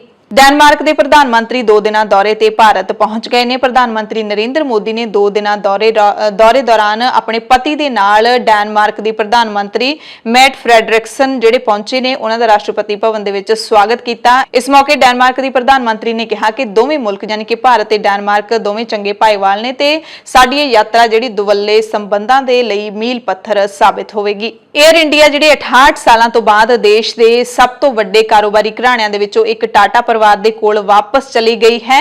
ਉਸ ਤੇ ਟਾਟਾ ਸੰਜ਼ ਅਤੇ ਟਾਟਾ ਟਰਸਟ ਦੇ ਚੇਅਰਮੈਨ ਰਤਨ ਟਾਟਾ ਨੇ ਸਵਾਗਤ ਕੀਤਾ ਹੈ। 에ਅਰ ਇੰਡੀਆ ਦੇ ਵਾਪਸ ਆਪਣੇ ਕੋਲ ਆਉਣ ਦਾ ਸਵਾਗਤ ਕੀਤਾ ਹੈ। ਉਹਨਾਂ ਨੇ ਲਿਖਿਆ ਕਿ ਟਾਟਾ ਗਰੁੱਪ ਦੇ ਵੱਲੋਂ 에ਅਰ ਇੰਡੀਆ ਦੀ ਬੋਲੀ ਜਿੱਤ ਲੈਣਾ ਇੱਕ ਵੱਡੀ ਖੁਸ਼ਖਬਰੀ ਹੈ। ਹਾਲਾਂਕਿ ਇਸ ਨੂੰ ਮੁੜ ਬਣਾਉਣ ਦੇ ਵਿੱਚ ਬਹੁਤ ਕੋਸ਼ਿਸ਼ ਕਰਨੀ ਪਏਗੀ ਪਰ ਇਹ ਟਾਟਾ ਗਰੁੱਪ ਦੀ ਉਡਾਣ ਖੇਤਰ ਵਿੱਚ ਮੌਜੂਦਗੀ ਲਈ ਬਾਜ਼ਾਰ ਦੀ ਮਜ਼ਬੂਤ ਸੰਭਾਵਨਾ ਮੁਹੱਈਆ ਕਰਵਾਏਗੀ। ਭਾਵੁਕ ਹੁੰਦਿਆਂ ਰਤਨ ਟਾਟਾ ਨੇ ਲਿਖਿਆ ਕਿ ਜੇਆਰਡੀ ਟਾਟਾ ਦੀ ਅਗਵਾਈ ਦੇ ਵਿੱਚ 에ਅਰ ਇੰਡੀਆ ਕਦੇ ਦੁਨੀਆ ਦੀ ਸਭ ਤੋਂ ਸਨਮਾਨਿਤ 에ਅਰਲਾਈਨਜ਼ ਗਿਣੀ ਜਾਂਦੀ ਸੀ। ਟਾਟਾ ਘਰਾਣੇ ਦੇ ਲਈ ਇਹ ਉਸੇ ਗੁਆਚੇ ਅਕਸ ਨੂੰ ਮੁੜ ਹਾਸਲ ਕਰਨ ਦਾ ਮੌਕਾ ਹੈ ਜੋ ਕਦੇ ਟਾਟਾ ਘਰਾਣੇ ਦੇ ਕੋਲ ਹੀ ਹੁੰਦਾ ਸੀ। ਜੇ ਅੱਜ ਜੇਆਰਡੀ ਟਾਟਾ ਸਾਡੇ ਵਿੱਚ ਹੁੰਦੇ ਤਾਂ ਉਹਨਾਂ ਨੇ ਬਹੁਤ ਖੁਸ਼ ਹੋਣਾ ਸੀ। ਉਹਨਾਂ ਨੇ ਕਿਹਾ ਕਿ ਸਾਨੂੰ ਸਰਕਾਰ ਦੀ ਕੁਝ ਚੋਣਵੇਂ ਖੇਤਰਾਂ ਨੂੰ ਨਿੱਜੀ ਖੇਤਰ ਦੇ ਲਈ ਖੋਲਣ ਲਈ ਧੰਨਵਾਦੀ ਹੋਣਾ ਚਾਹੀਦਾ ਹੈ। ਬੜੇ ਉਹਨਾਂ ਨੇ ਚੰਗੇ ਤਰੀਕੇ ਦੇ ਨਾਲ ਟਵੀਟ ਲਿਖਿਆ ਕਿ ਕੁਝ ਖੇਤਰਾਂ ਦੇ ਵਿੱਚ ਕੁਝ ਚੋਣਵੇਂ ਖੇਤਰਾਂ ਦੇ ਵਿੱਚ ਨਿੱਜੀ ਅਦਾਰਿਆਂ ਦੀ ਭਾਈਵਾਲੀ ਦਾ ਸਵਾਗਤ ਹੈ ਜਿਹੜਾ ਉਹ ਜ਼ਰੂਰ ਕਰਨਾ ਚਾਹੀਦਾ ਪਰ ਸਾਰੇ ਕਾਸੇ ਦੀ ਗੱਲ ਉਹਨਾਂ ਨੇ ਨਹੀਂ ਕੀਤੀ। ਥੋੜਾ ਇਤਿਹਾਸ ਦੱਸ ਦਈਏ ਤਾਂ 에ਅਰ ਇੰਡੀਆ ਦਾ ਮੁੱਢ ਮਰਹੂਮ ਜਮਸ਼ੇਦ ਟਾਟਾ ਨੇ ਬੰਨਿਆ ਸੀ। ਕੰਪਨੀ ਦੇ 1953 ਤੋਂ 1978 ਤੱਕ ਉਹ ਚੇਅਰਮੈਨ ਰਹੇ। 1978 ਦੇ ਵਿੱਚ ਕਾਂਗਰਸੀ ਮੁਰਾਰਜੀ ਦੇਸਾਈ ਵਾਲੀ ਸਰਕਾਰ ਨੇ ਉਹਨਾਂ ਨੂੰ ਇਸ ਅਹੁਦੇ ਤੋਂ ਲਾਂਭੇ ਕਰ ਦਿੱਤਾ ਤੇ 에ਅਰ ਇੰਡੀਆ ਦਾ ਨਾਤਾ ਜਿਹੜਾ ਹੈਗਾ ਉਹ ਟਾਟਾ ਪਰਿਵਾਰ ਦੇ ਨਾਲੋਂ ਟੁੱਟ ਗਿਆ ਸੀ, ਯਾਨੀ ਕਿ 에ਅਰ ਇੰਡੀਆ ਸਰਕਾਰ ਨੇ ਆਪਣੇ ਹੱਥਾਂ ਦੇ ਵਿੱਚ ਲੈ ਲਈ ਸੀ ਤੇ ਹੁਣ ਉਹਨਾਂ ਦੇ ਪੁੱਤਰ ਯਾਨੀ ਕਿ ਰਤਨ ਟਾਟਾ ਨੇ ਇਹ ਰਿਸ਼ਤਾ ਮੁੜ ਤੋਂ ਬਹਾਲ ਕਰ ਲਿਆ ਹੈ। ਬੋਲੀ ਲੱਗੀ ਸੀ, ਬੋਲੀ ਦੇ ਵਿੱਚ ਸਭ ਤੋਂ ਵੱਡੀ ਬੋਲੀ ਹੈ ਜਿਹੜੀ ਉਹ ਰਤਨ ਟਾਟਾ ਨੇ ਦਿੱਤੀ ਤੇ ਮੁੜ ਤੋਂ 에ਅਰ ਇੰਡੀਆ ਨੂੰ ਆਪਣੇ ਪਰਿਵਾਰ ਦੇ ਵਿੱਚ ਲੈ ਆਂਦਾ। ਕਰਜ਼ੇ ਦੇ ਬੋਝ ਥੱਲੇ ਦੱਬੇ ਮਹਾਰਾਜੇ ਨੂੰ ਭਾਰਤ ਸਰਕਾਰ ਤੋਂ ਇਸ ਦੀ ਸਮੂਹ ਜਾਇਦਾਦ ਸ਼ੇਅਰਾਂ ਸਮੇਤ 18,000 ਕਰੋੜ ਦੇ ਵਿੱਚ ਵਾਪਸ ਲੈ ਲਿਆ। ਟਵਿੱਟਰ ਦੇ ਉੱਤੇ ਹਾਲਾਂਕਿ ਕਾਫੀ ਚਰਚਾ ਹੋ ਰਹੀ ਹੈ, ਪੂਰੇ ਸੋਸ਼ਲ ਮੀਡੀਆ ਦੇ ਉੱਤੇ ਚਰਚਾ ਹੋ ਰਹੀ ਹੈ ਕਿ ਭਾਰਤ ਸਰਕਾਰ ਹਰ ਚੀਜ਼ ਦਾ ਨਿੱਜੀਕਰਨ ਕਰ ਰਹੀ ਹੈ, ਪਰ ਬਹੁਤ ਸਾਰੇ ਲੋਕਾਂ ਨੂੰ ਸ਼ਾਇਦ ਨਹੀਂ ਪਤਾ ਕਿ ਟਾਟਾ ਗਰੁੱਪ ਹੈ ਜਿਹੜਾ ਉਹ ਇੱਕ ਸਨਮਾਨਿਤ ਗਰੁੱਪ ਹੈ ਭਾਰਤ ਦਾ ਤੇ ਉਸੇ ਨੇ ਹੀ ਇਸ ਕੰਪਨੀ ਨੂੰ ਇਜਾਦ ਕੀਤਾ ਸੀ ਤੇ ਹੁਣ ਉਸੇ ਕੋਲੇ ਇਹ ਕੰਪਨੀ ਹੈ ਜਿਹੜੀ ਉਹ ਵਾਪਸ ਚਲੀ ਗਈ ਹੈ। 2009-10 ਦੀ ਗੱਲ ਕਰ ਲਈਏ ਤਾਂ 2009-10 ਤੋਂ ਭਾਰਤ ਸਰਕਾਰ ਨੇ 54,584 ਕਰੋੜ ਨਗਦ ਮਦਦ ਵਜੋਂ ਤੇ 55,692 ਕਰੋੜ ਗਰੰਟੀ ਮਦਦ ਵਜੋਂ 에ਅਰ ਇੰਡੀਆ ਨੂੰ ਦਿੱਤੇ ਸੀ, ਯਾਨੀ ਕਿ ਕੁੱਲ 1,10,276 ਕਰੋੜ ਬਣਦੇ ਨੇ। ਫਿਰ ਵੀ 에ਅਰ ਇੰਡੀਆ ਨੂੰ ਘਾਟੇ ਵਿੱਚ ਜਾਣ ਤੋਂ ਬਚਾ ਨਹੀਂ ਸਕੀ ਭਾਰਤ ਸਰਕਾਰ, ਇਸ ਕਰਕੇ ਮੁੜ ਹੁਣ ਰਤਨ ਟਾਟਾ ਨੇ ਇਸ ਨੂੰ ਲੈ ਲਿਆ ਤੇ ਕੇਂਦਰ ਦੀ ਜਿਹੜੀ ਬੀਜੇਪੀ ਸਰਕਾਰ ਹੈ ਉਹ 에ਅਰ ਇੰਡੀਆ ਦੇ ਮੁੜ ਨਿੱਜੀ ਹੱਥਾਂ ਵਿੱਚ ਜਾਣ ਨੂੰ ਸਮੇਂ ਦੀ ਲੋੜ ਦੱਸ ਰਹੀ ਹੈ ਤੇ ਕਿਹਾ ਜਾ ਰਿਹਾ ਹੈ ਕਿ ਇਸ ਨਾਲ ਕਰਦਾਤਿਆਂ ਦੇ ਟੈਕਸ ਦਾ ਜਿਹੜਾ ਲਹੂ ਵਰਗਾ ਟੈਕਸ 에ਅਰਲਾਈਨ ਨੂੰ ਚੱਲਦਾ ਰੱਖਣ ਲਈ ਵਹਾਇਆ ਜਾ ਰਿਹਾ ਸੀ, ਹੁਣ ਉਹ ਬੰਦ ਹੋ ਜਾਏਗਾ। ਬੀਜੇਪੀ ਸਰਕਾਰ ਨੇ ਵੀ ਕਿਹਾ ਕਿ ਮੋਦੀ ਸਰਕਾਰ ਪਿਛਲੀਆਂ ਕਾਂਗਰਸ ਸਰਕਾਰਾਂ ਦੇ ਵੱਲੋਂ ਪਾਏ ਖਿਲਾਰੇ ਨੂੰ ਸਮੇਟ ਰਹੀ ਹੈ, ਜੋ ਕਿ ਆਪ ਕੋਈ ਸਮੱਸਿਆ ਸੁਲਝਾਉਣ ਦੇ ਵਿੱਚ ਬਿਲਕੁਲ ਫੇਲ ਰਹੇ ਨੇ। ਅਮਰੀਕਾ ਤੋਂ ਖਬਰ ਹੈ ਜਿੱਥੇ ਜੋ ਬਾਈਡਨ ਗ੍ਰੀਨ ਕਾਰਡ ਪ੍ਰਕਿਰਿਆ 'ਚ ਦੇਰੀ ਨੂੰ ਖਤਮ ਕਰਨਾ ਚਾਹੁੰਦੇ ਨੇ। ਵਾਈਟ ਹਾਊਸ ਨੇ ਕਿਹਾ ਕਿ ਅਮਰੀਕੀ ਰਾਸ਼ਟਰਪਤੀ ਅਜਿਹਾ ਚਾਹੁੰਦੇ ਨੇ। ਹਜ਼ਾਰਾਂ ਪ੍ਰਤਿਭਾਸ਼ਾਲੀ ਭਾਰਤੀ ਟੈਕਨੋਲੋਜੀ ਪੇਸ਼ੇਵਰਾਂ ਨੂੰ ਗ੍ਰੀਨ ਕਾਰਡ ਦੇਣ ਦੇ ਵਿੱਚ ਬੇਲੋੜੀ ਦੇਰੀ ਹੈ ਜਿਹੜੀ ਉਹ ਭਾਰਤੀ ਅਮਰੀਕੀਆਂ ਅਤੇ ਇੱਥੇ ਰਹਿਣ ਵਾਲੇ ਉਹਨਾਂ ਦੇ ਬੱਚਿਆਂ ਦੇ ਲਈ ਚਿੰਤਾ ਦਾ ਵੱਡਾ ਕਾਰਨ ਹੈ। ਸੋ ਇਹ ਚੰਗੀ ਖੁਸ਼ੀ ਦੀ ਖਬਰ ਹੈ ਖਾਸ ਕਰਕੇ ਭਾਰਤ ਦੇ ਪੇਸ਼ੇਵਰਾਂ ਦੇ ਲਈ, ਕਿਉਂਕਿ H1B ਵੀਜ਼ਾ ਦੇ ਤਹਿਤ ਸਭ ਤੋਂ ਵੱਧ ਭਾਰਤੀ ਅਮਰੀਕਾ ਜਾਂਦੇ ਨੇ ਤੇ ਹੁਣ ਜੋ ਬਾਈਡਨ ਇਸ ਰੁਕਾਵਟ ਨੂੰ ਦੂਰ ਕਰਨ ਦੀ ਕੋਸ਼ਿਸ਼ ਕਰ ਰਹੇ ਨੇ ਤੇ ਜੋ ਬਾਈਡਨ ਨੇ ਕਿਹਾ ਕਿ ਅਜਿਹੇ ਲੋਕ ਜਿਹੜੇ ਡਿਜ਼ਰਵ ਕਰਦੇ ਨੇ ਅਮਰੀਕਾ ਦੇ ਵਿੱਚ ਰਹਿਣਾ, ਉਹਨਾਂ ਲੋਕਾਂ ਨੂੰ ਗ੍ਰੀਨ ਕਾਰਡ ਜਾਰੀ ਕਰਨ ਦੀ ਪ੍ਰਕਿਰਿਆ ਦੇ ਵਿੱਚ ਕਈ ਵਾਰੀ ਦਹਾਕੇ ਲੱਗ ਜਾਂਦੇ ਨੇ। ਅਜਿਹਾ ਨਹੀਂ ਹੋਣਾ ਚਾਹੀਦਾ। ਚੀਨ ਨੇ ਤਾਇਵਾਨ ਨੂੰ ਆਖਿਰਕਾਰ ਮੁੜ ਧਮਕੀ ਦੇ ਹੀ ਦਿੱਤੀ ਹੈ। ਚੀਨ ਦੇ ਰਾਸ਼ਟਰਪਤੀ ਸ਼ੀ ਜਿਨਪਿੰਗ ਨੇ ਕਿਹਾ ਕਿ ਤਾਇਵਾਨ ਦਾ ਚੀਨ ਦੇ ਵਿੱਚ ਰਲੇਵਾਂ ਜ਼ਰੂਰ ਹੋਵੇਗਾ ਤੇ ਇਹ ਸ਼ਾਂਤਮਈ ਹੋਵੇਗਾ। ਹਾਲਾਂਕਿ ਇਸ ਤੋਂ ਪਹਿਲਾਂ ਚੀਨ ਨੇ ਇਸ ਮੁਲਕ ਤੇ ਹਮਲਾ ਕਰਨ ਦੀ ਧਮਕੀ ਦਿੱਤੀ ਸੀ, ਪਰ ਹੁਣ ਸਿੱਧਾ ਕਹਿ ਦਿੱਤਾ ਹੈ ਕਿ ਅਸੀਂ ਚੀਨ ਦੇ ਵਿੱਚ ਤਾਇਵਾਨ ਨੂੰ ਮਿਲਾ ਲਵਾਂਗੇ। ਸਰਕਾਰੀ ਸਮਾਰੋਹ ਮੌਕੇ ਸ਼ੀ ਨੇ ਕਿਹਾ ਕਿ ਰਾਸ਼ਟਰ ਦੇ ਏਕੀਕਰਨ ਨੂੰ ਹਕੀਕਤ ਵਿੱਚ ਬਦਲਿਆ ਜਾਵੇਗਾ, ਯਕੀਨੀ ਹੋਵੇਗਾ ਪਰ ਸ਼ਾਂਤੀਪੂਰਨ ਢੰਗ ਦੇ ਨਾਲ ਹੋਏਗਾ। ਪਿਛਲੇ ਦਿਨੀ ਤਾਇਵਾਨ ਦੀ ਪ੍ਰਧਾਨ ਮੰਤਰੀ ਨੇ ਪੂਰੀ ਦੁਨੀਆ ਨੂੰ ਅਪੀਲ ਕੀਤੀ ਸੀ ਕਿ ਚੀਨ ਸਾਨੂੰ ਆਪਣੇ ਚ ਮਿਲਾਉਣਾ ਚਾਹੁੰਦਾ ਹੈ, ਧੱਕੇ ਨਾਲ ਅਸੀਂ ਬਰਬਾਦ ਹੋ ਜਾਵਾਂਗੇ ਤੇ ਦੁਨੀਆ ਦਾ ਜਿਹੜਾ ਕੌਮਾਂਤਰੀ ਭਾਈਚਾਰਾ ਇਸ ਨੂੰ ਬਚਾਉਣ ਦੇ ਵਿੱਚ ਮਦਦ ਕਰੇ। ਉਧਰ ਖਬਰਾਂ ਇਹ ਵੀ ਮਿਲ ਰਹੀਆਂ ਨੇ ਕਿ ਅਮਰੀਕਾ ਤਾਇਵਾਨ ਦੇ ਸਪੈਸ਼ਲ ਫੋਰਸਿਸ ਨੂੰ ਟ੍ਰੇਨਿੰਗ ਦੇ ਰਿਹਾ ਹੈ। ਤਾਇਵਾਨ ਦੇ ਰੱਖਿਆ ਮੰਤਰੀ ਦਾ ਇਲਜ਼ਾਮ ਹੈ ਕਿ ਸਾਲ 2025 ਤੱਕ ਚੀਨ ਤਾਇਵਾਨ ਦੇ ਉੱਤੇ ਹਮਲਾ ਕਰ ਸਕਦਾ ਹੈ। ਇੱਕ ਅਮਰੀਕੀ ਅਧਿਕਾਰੀ ਦੇ ਮੁਤਾਬਿਕ ਤਾਇਵਾਨ ਦੇ ਵਿੱਚ ਪਿਛਲੇ 1 ਸਾਲ ਤੋਂ 20 ਅਮਰੀਕੀ ਫੌਜੀ ਮੌਜੂਦ ਨੇ। ਹਾਲਾਂਕਿ ਇਸ ਤੇ ਅਧਿਕਾਰਿਕ ਤੌਰ ਤੇ ਕੁਝ ਨਹੀਂ ਕਿਹਾ ਗਿਆ। ਲੰਘੇ ਦਿਨਾਂ ਤਾਇਵਾਨ ਦੇ 에ਅਰ ਡਿਫੈਂਸ ਜ਼ੋਨ ਦੇ ਵਿੱਚ ਦਾਖਲ ਹੋਏ ਸੀ ਚੀਨ ਦੇ ਲੜਾਕੂ ਜਹਾਜ਼ ਅਤੇ ਕਈ ਪੱਛਮੀ ਮੁਲਕਾਂ ਨੇ ਫਿਕਰ ਵੀ ਜ਼ਾਹਿਰ ਕੀਤੀ ਸੀ। ਵੱਡੀਆਂ ਕੰਪਨੀਆਂ ਉੱਤੇ ਹੁਣ ਵੱਧ ਟੈਕਸ ਲਾਇਆ ਜਾਵੇਗਾ। 136 ਦੇਸ਼ਾਂ ਨੇ ਸਮਝੌਤਾ ਕੀਤਾ ਹੈ। ਵੱਡੀ ਖਬਰ ਹੈ ਵੱਡੀਆਂ ਕੰਪਨੀਆਂ ਦੇ ਲਈ। ਇਤਿਹਾਸਿਕ ਸਮਝੌਤਾ ਕੀਤਾ ਹੈ। ਦੁਨੀਆ ਦੇ ਅਧਿਕਤਰ ਮੁਲਕਾਂ ਨੇ ਵੱਡੀਆਂ ਕੰਪਨੀਆਂ ਤੇ ਵਾਜਿਬ ਟੈਕਸ ਲਾਉਣ ਦਾ 136 ਮੁਲਕਾਂ ਦੀਆਂ ਵੱਡੀਆਂ ਕੰਪਨੀਆਂ ਤੇ ਘੱਟ ਤੋਂ ਘੱਟ 15% ਕਾਰਪੋਰੇਟ ਟੈਕਸ ਹੈ ਜਿਹੜਾ ਉਹ ਲਾਇਆ ਜਾਏਗਾ। ਇਸ ਦੇ ਲਈ 136 ਮੁਲਕ ਸਹਿਮਤ ਹੋ ਗਏ ਨੇ। ਇਸ ਤੋਂ ਇਲਾਵਾ ਮੁਨਾਫੇ ਤੇ ਵਾਜਿਬ ਟੈਕਸ ਲਾਉਣ ਨੂੰ ਲੈ ਕੇ ਵੀ ਇਹਨਾਂ ਸਾਰੇ ਮੁਲਕਾਂ ਦੇ ਵਿੱਚ ਸਹਿਮਤੀ ਬਣੀ ਹੈ। ਚਿੰਤਾ ਜ਼ਾਹਿਰ ਕੀਤੀ ਗਈ ਸੀ ਕਿ ਬਹੁਕੌਮੀ ਕੰਪਨੀਆਂ ਨੇ ਜਿਹੜੀਆਂ ਆਪਣੇ ਟੈਕਸ ਨੂੰ ਬਚਾਉਣ ਦੇ ਲਈ ਘੱਟ ਟੈਕਸ ਵਾਲੇ ਦੇਸ਼ਾਂ ਦੇ ਵਿੱਚ ਆਪਣੇ ਮੁਨਾਫੇ ਦਿਖਾ ਰਹੀਆਂ ਨੇ। ਇਸ ਤੋਂ ਬਾਅਦ ਹੀ ਇਹ ਸਮਝੌਤਾ ਕੀਤਾ ਗਿਆ। ਬਾਵਜੂਦ ਇਸ ਦੇ ਆਲੋਚਕਾਂ ਦਾ ਕਹਿਣਾ ਹੈ ਕਿ 15% ਕਾਰਪੋਰੇਟ ਟੈਕਸ ਵੀ ਬਹੁਤ ਘੱਟ ਹੈ ਤੇ ਕੰਪਨੀਆਂ ਇਸ ਤੋਂ ਬਚਣ ਦਾ ਵੀ ਰਾਹ ਕੱਢ ਹੀ ਲੈਣਗੀਆਂ। ਬਰਤਾਨਵੀ ਵਿੱਤ ਮੰਤਰੀ ਸੁਨਕ ਨੇ ਕਿਹਾ ਕਿ ਇਸ ਸਮਝੌਤੇ ਦੇ ਨਾਲ ਵਿਸ਼ਵ ਪੱਧਰੀ ਟੈਕਸ ਪ੍ਰਣਾਲੀ ਅਪਗ੍ਰੇਡ ਹੋਵੇਗੀ ਅਤੇ ਉਸ ਨੂੰ ਨਵੇਂ ਦੌਰ ਦੇ ਹਿਸਾਬ ਦੇ ਨਾਲ ਢਾਲਿਆ ਜਾ ਸਕੇਗਾ। ਉਹਨਾਂ ਕਿਹਾ ਕਿ ਹੁਣ ਵੱਡੀਆਂ ਕੰਪਨੀਆਂ ਜਿੱਥੇ ਵੀ ਕਾਰੋਬਾਰ ਕਰਨਗੀਆਂ ਉਹਨਾਂ ਨੂੰ ਆਪਣੇ ਹਿੱਸੇ ਦਾ ਵਾਜਿਬ ਟੈਕਸ ਦੇਣਾ ਹੀ ਪਵੇਗਾ। ਪੰਜਾਬ ਦੀਆਂ ਖਾਸ ਖਬਰਾਂ ਦੇ ਖਾਸ ਬੁਲੇਟਿਨ ਦੇ ਵਿੱਚ ਤੁਹਾਡੇ ਸਭ ਤੋਂ ਇਜਾਜ਼ਤ ਚਾਹੁੰਦੇ ਹਾਂ। ਤੁਸੀਂ ਸਾਰੇ ਆਪਣਾ ਧਿਆਨ ਰੱਖਿਓ। ਧੰਨਵਾਦ।